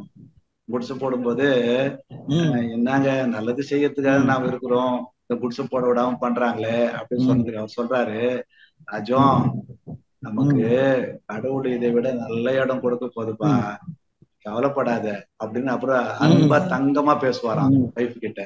அப்ப அதை விட அங்க கொடுத்திருந்தாங்கன்னா அங்க கூடுவாஞ்சேரியில ஏதோ ஒரு சின்ன குடிலாம் இருந்திருக்கும். இப்ப அதை விட ஆழியார்ல சிறப்பு எத்தனையோ ஏக்கர் கணக்குல கிடைச்சிருக்குதுன்னா அவருடைய எண்ணம் எப்படி வருது பாருங்க. அதனால பாமர மக்களோட இணைஞ்சு, அவர் பாமர மக்களோட இணைஞ்சு அவருக்கு ஏத்த மாதிரி போகணும். நான் எல்லாம் படிச்சுட்டேன் அப்படின்னு சொல்லி நீ எல்லாத்தையும் சொல்ல வந்தது மொத்தம் நான் சொல்லிடணும் அப்படின்னு சொல்லிட்டா பிரயோஜனம் இல்லை. அவங்களுக்கு ஏத்த வகையில சொல்லணும். அதுதான் அடுத்தவங்களுடைய கருத்தே. அவரை பின்பற்றவங்க அப்படிதாங்க பேராசிரியர் பெருமக்கள் பேசுவாங்க. ரொம்ப ரொம்ப சிறப்பு, ரொம்ப சிறப்பு. மிக்க மகிழ்ச்சி ஐயா. நன்றி. உண்மைதான் ஐயா. 3ஆம் கிளாஸ் படிச்சு இந்த அளவுக்கு உணர்ந்து சொல்லியிருக்காருன்னா என்னால அப்படியே பேசுற டைம்ல கண்ணீர் விட்டு பெரிய பெரிய விஞ்ஞானிகள் எல்லாம் அப்படியே ஸ்டம்பித்து போற அளவுக்கு அவர் ஸ்பீச் அமைதுன்னு சொன்னா this is a great opportunity for him. So அவர் பயிற்று கொடுத்த நமக்கு அவர் வழி அவருடைய கலையை பின்பற்றக்கூடியவங்களுக்கு கண்டிப்பா அவர் கூட இருந்து வைத்து அது தொடர்ந்து நாம செய்யணும். கண்டிப்பா செய்யறேங்க ஐயா. அதே மாதிரி நம்மளுக்கும் உதவுவாருன்னு சொல்றாங்க. அது நானும் உணர்ந்து இருக்கிறேன். ரொம்ப டைம்ல கஷ்டமா இருக்குள்ள நம்ம நினைக்குள்ள அது உதவி நம்மளுக்கு கிடைக்குது ஐயா. அது வாங்கத்துல கலந்துற உண்மை அவ்வளவு 100% ஐயா. கண்டிப்பா ரொம்ப நெகிழ்ச்சியா இருந்தது. சொல்ல முடியாது, உணர்றவங்களை தான் ஃபீல் பண்ணி சொல்ல முடியும். அது வந்து சொல்லாம நம்ம அதே சொல்வார், உணரணும். ரொம்ப சிறப்பு ஐயா. வாழ்க வளமுடன் ஐயா. நன்றிகள் ஐயா. வாழ்க வளமுடன். அடுத்த அன்பராக கவிதா அம்மா அவர்களை அன்போடு அழைக்கிறோம். அம்மா வாழ்க வளமுடன்மா. தேங்க்யூம்மா. ஐயா வாழ்க வளமுடன். வாழ்க வளமுடன். சொல்லுங்க அம்மா. ரொம்ப நல்லா இருந்ததுங்க ஐயா. ரொம்ப அவர் சொன்ன மாதிரி ரொம்ப எங்களை மாதிரி ஒரு ஒண்ணு தெரியாதவங்களுக்கு கூட உங்களோட அந்த இல்ல ஒண்ணு தெரியாதவங்க யாருமே இல்ல. எனக்கு தெரியாது உங்களுக்கு தெரியல, உங்களுக்கு தெரியாதவங்க கணவருக்கு தெரியலாம், கணவருக்கு தெரியாத குழந்தைக்கு தெரியல, ஒண்ணுமே தெரியாதவங்க யாருமே இல்லம்மா. எல்லாரும் தெரிஞ்சவங்க ஏதோ ஒரு விதத்துல பெக்யூலியரா இருப்பாங்க. ஆனாலும் ஐயா எத்தனோ விஷயம் படிச்சிருந்தோம். நிறைய சயின்ஸ் ஆகட்டும் ஒரு எது ஆகட்டும் வேதாத்ரி வந்த பிறகுதான் அதோட இவ்வளவு ஈஸியா இருக்கு. அது படிக்கும் போது அது படிக்கணுமேன்றதுக்காக படிச்சோம். ஆனா இப்ப வந்துட்டு இது தெரிஞ்சுக்க இன்னும் தெரிஞ்சுக்கணும். அதுதான் அந்த மாதிரி நீங்க எல்லாம் வந்த பிறகு எங்களுக்கு இன்னும் ரொம்ப நல்லா புரிய வைக்கிறீங்க. ரொம்ப ஈஸியா ரீச் ஆகுது எங்களுக்கு. ரொம்ப நன்றிங்க ஐயா. என்னோட ஒரு சின்ன கேள்வி கேளுங்க. இப்ப நீங்க சொன்னீங்க கர்மாங்கோ நம்மளோட மூதாதையர் பண்றது நம்ம இன்னைக்கு நல்லா இருந்தோம்னா அவங்க செய்திருக்கிறது அப்படின்னு. எனக்கு தெரிஞ்சு எங்க அப்பா அம்மா நிறைய பேருக்கு ரொம்ப உதவி செய்திருக்காங்க. படிப்பாகட்டும் ஒரு தாலி கொடுக்கறதுலயோ நிறைய வீட்டுக்கு வரவங்க எல்லாம் எங்க வீட்டுல வந்து ஒரு 4 நாள் தங்குறோம். எங்கிருந்து வந்தாங்களோ எங்க வீட்டுல எங்க அம்மா வந்துட்டு நர்ஸ் வெளியே போனோம்னா அந்த தட்டு வச்சு பொட்டு வச்சுட்டு போயிடுவாங்க. அவங்களுக்கு ரூம் கொடுத்துருவாங்க. அப்படித்தான் இருந்தாங்க. பட் அவங்க பிள்ளைங்க நாங்க ஆல்மோஸ்ட் ஒன்னும் அப்படியே செட்டில் ஆகலையா. எல்லாரும் ஒரு சின்ன சின்ன பிரச்சனையில தான் இருக்கோம். அதுலயே நான் வந்துட்டு நான் ஒரு 30 இயர்ஸா டியூஷன்ஸ் எடுக்கிறேன்யா.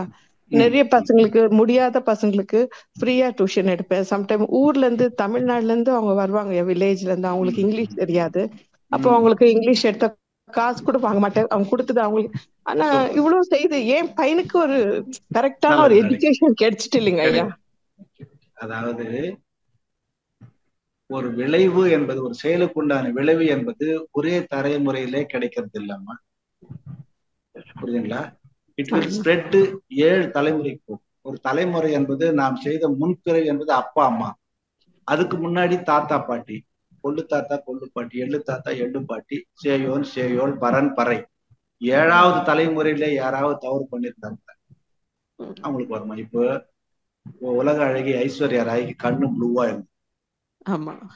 அதுக்கு முன்னாடி பார்த்தா அதுக்கு 7வது தலைமுறையில அந்த பாட்டிக்கு பறைக்கு வந்து கண்ணு ப்ளூவா இருக்கு. அது 7வது தலைமுறையில வெளிப்பட்டிருக்கு. அப்போ நாம் செய்யற செயல் it is good or it is wrong will be reflect 7 தலைமுறையில யாருக்காவது ஒருத்தருக்கு வரும். ஆனால் 7 தலைமுறையிலே அனுபவிக்கிறது யாருன்னா அந்த சேம் சோல் தான். புரியுதுங்களா? அந்த தைரியத்தோட நீங்க இருக்கணும்.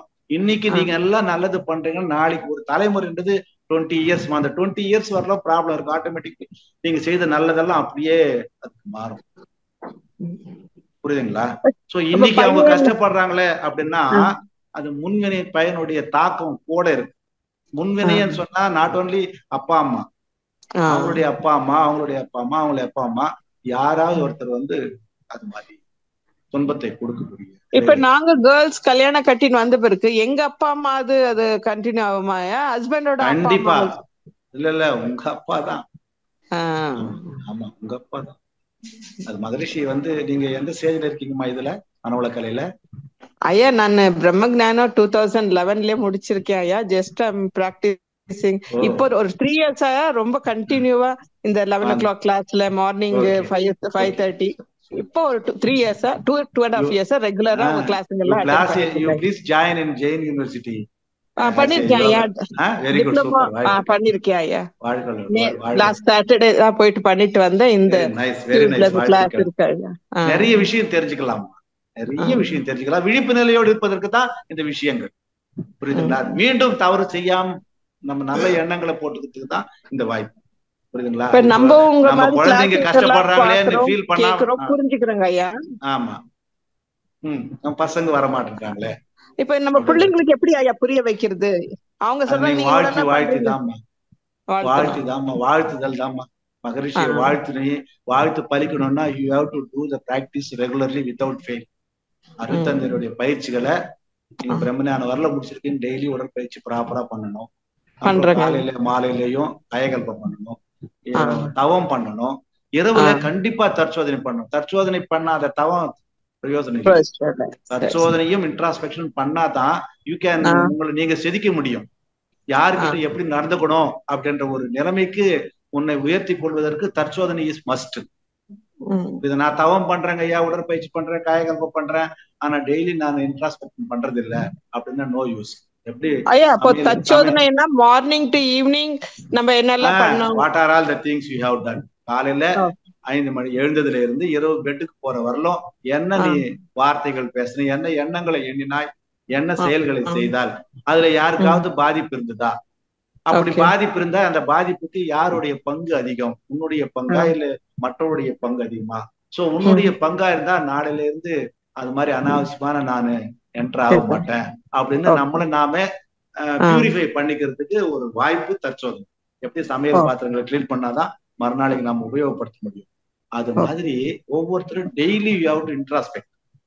அதுதான் தவம் மட்டும் பண்ணிட்டா பரவாயில்ல. நைட்ல ஒரு சாந்தி தவமோ துரிய தவமோ பண்ணிட்டு நீங்க ரீகால் பண்ணணும். Day to day activities recall பண்ணீங்கன்னா தென் உங்களை நீ சங்கல்பம் போட்டு நாளைக்கு மாத்திக்கணும்.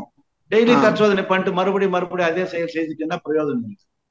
So you have to make it advance. எனக்கு இது ஸ்டார்ட் பண்ண பிறகு ஐயா ரொம்ப மென்டலி பிசிக்கலி வீட்ல ஒரு environment many things has changed ஐயா. ரொம்ப சேஞ்ச் ஆயிருக்குது. மகரிஷியோடைய பயிற்சி அப்படிப்பட்ட கருத்து மாற்றி நிறைய விஷயம் எந்த தத்துவ ஞானியும் நம்ம கொடுக்கலமா. இது வரலும் இந்த குரு நம்ம குருவை போல எந்த குருவும் இது மாதிரி தத்துவங்களை கொடுத்தது இல்ல. அவரு எல்லா வாட் எவர் பேபி எல்லாத்தையும் கொடுத்திருக்காரு.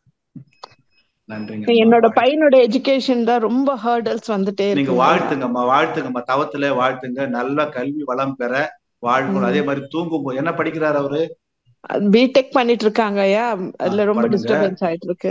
ஆமா, நீங்க நல்லா கொடுங்க. அவரு காயகல்ப பயிற்சி எடுக்க சொல்லுங்க. எடுத்துட்டாயா ஆனா செய்ய மாட்டேன்றாங்க. பதிவு செய்ய விடாது. நீங்க அவர் அக்கறைப்பட்டு நீங்க கேக்குறீங்க. அவங்க எல்லாமே நம்ம பண்றோம். நமக்காக ஒரு 3 minutes அவங்க ஸ்பெண்ட் பண்ண முடியலன்னா அது கொஞ்சம் நீங்க வாழ்த்துங்க தவத்துல. நான் சொல்றது ஃபவுண்டேஷன் கோர்ஸ் கூட செய்ய வச்சிருக்கேயா. எக்ஸர்சைஸ் எல்லாம் இந்த ஸ்டேஜுக்கு அவன் if he spent 6 minutes morning 3 minutes evening 3 minutes ஆழ்ந்து உணர்ந்து பண்ணான்னா அவன் அந்த பிடெக்ல எல்லாம் ஈஸியா ஸ்கோர் பண்ண முடியும், சர்வைவ் ஆகும். நான் சொல்றேங்க ஐயா. நான் எல்லாம் நீங்க சொல்றதெல்லாம் எனக்கு டெய்லி சொல்றேன். சரிங்க. தவத்துல வாழ்த்துங்க. பிள்ளை மனவளக்கலை பயிற்சியை பின்பற்றணும். வாழ்க வளமுடன். வாழ்த்து. கண்டிப்பா அந்த வாழ்த்து பலன் கூடும். நீங்க பர்ஃபெக்டா இருந்து பண்ணீங்கன்னா கண்டிப்பா அந்த வாழ்த்து பலிக்கும். அதான் அவங்க சொல்றாங்க ஐயா, நீங்க பண்றீங்கல்ல, நீங்க தான் சொல்றீங்களா உங்க ஆற்றல் எங்களுக்கு கிடைக்கன்றீங்களே, அப்ப எனக்கு கிடைக்கலையா, அப்ப என்ன அப்படின்ட்டு ஒரு மாதிரி கொஸ்டின் மேல கொஸ்டின் போடுறாங்க ஐயா. எனக்கு நம்மளுடைய பசிக்கு நாம தான் சாப்பிடணும். சரிங்களா? நான் பண்றதுக்கு நான் தாண்டா அனுபவிப்பேன், நீ அனுபவிக்க முடியாதுன்னு சொல்லணும். உன் பசிக்கு நான் சாப்பிட்டா எப்படி அது ஃபுல்ஃபில் ஆகும்? நீங்க சொல்லணும், எடுத்து சொல்லணும். பையன் இந்த வாழ்த்துல எது வேணா கேட்பாங்க, ஏன்னா எல்லா விஷயம் தெரிஞ்சவங்க அவங்க. ஸோ அக்கார்டிங் டு தட் நம்மள பதில் அடி கொடுக்கணும். சரிங்க ஐயா. நன்றிங்க ஐயா. தேங்க்யூ வெரி மச் ஐயா. வாழ்க வளமுடன். வாழ்க வளம் அம்மா. தேங்க்யூ அம்மா. வாழ்க வளமுடன். நன்றிகள் அம்மா. வாழ்க வளமுடன் அம்மா. நிறைவான அன்பராக முருகேசன் ஐயா, நீங்க அட்மிட் பண்ணிட்டு ஐயா கிட்ட பேசிக்கலாங்க ஐயா. முருகேசன் ஐயா, உங்களுக்கு 2-3 முறை அட்மிட் கொடுத்துருக்கோங்க ஐயா. என்ன ப்ராப்ளம்னு தெரியல. ஆமாங்க ஐயா, அட்மிட் ஆகலைங்க ஐயா. மறுபடியும் வந்தாரு ஐயா, மறுபடியும் கொடுத்தேன். அதான் என்ன நெட்வொர்க் இஷ்யூவா என்னன்னு தெரியலைங்க ஐயா. ஆமாங்க ஐயா. நிறைவு செஞ்சுக்கலாமா ஐயா? செஞ்சுக்கலாமா? நம் கடமை அறவாழ்வின் நாட்டத்தை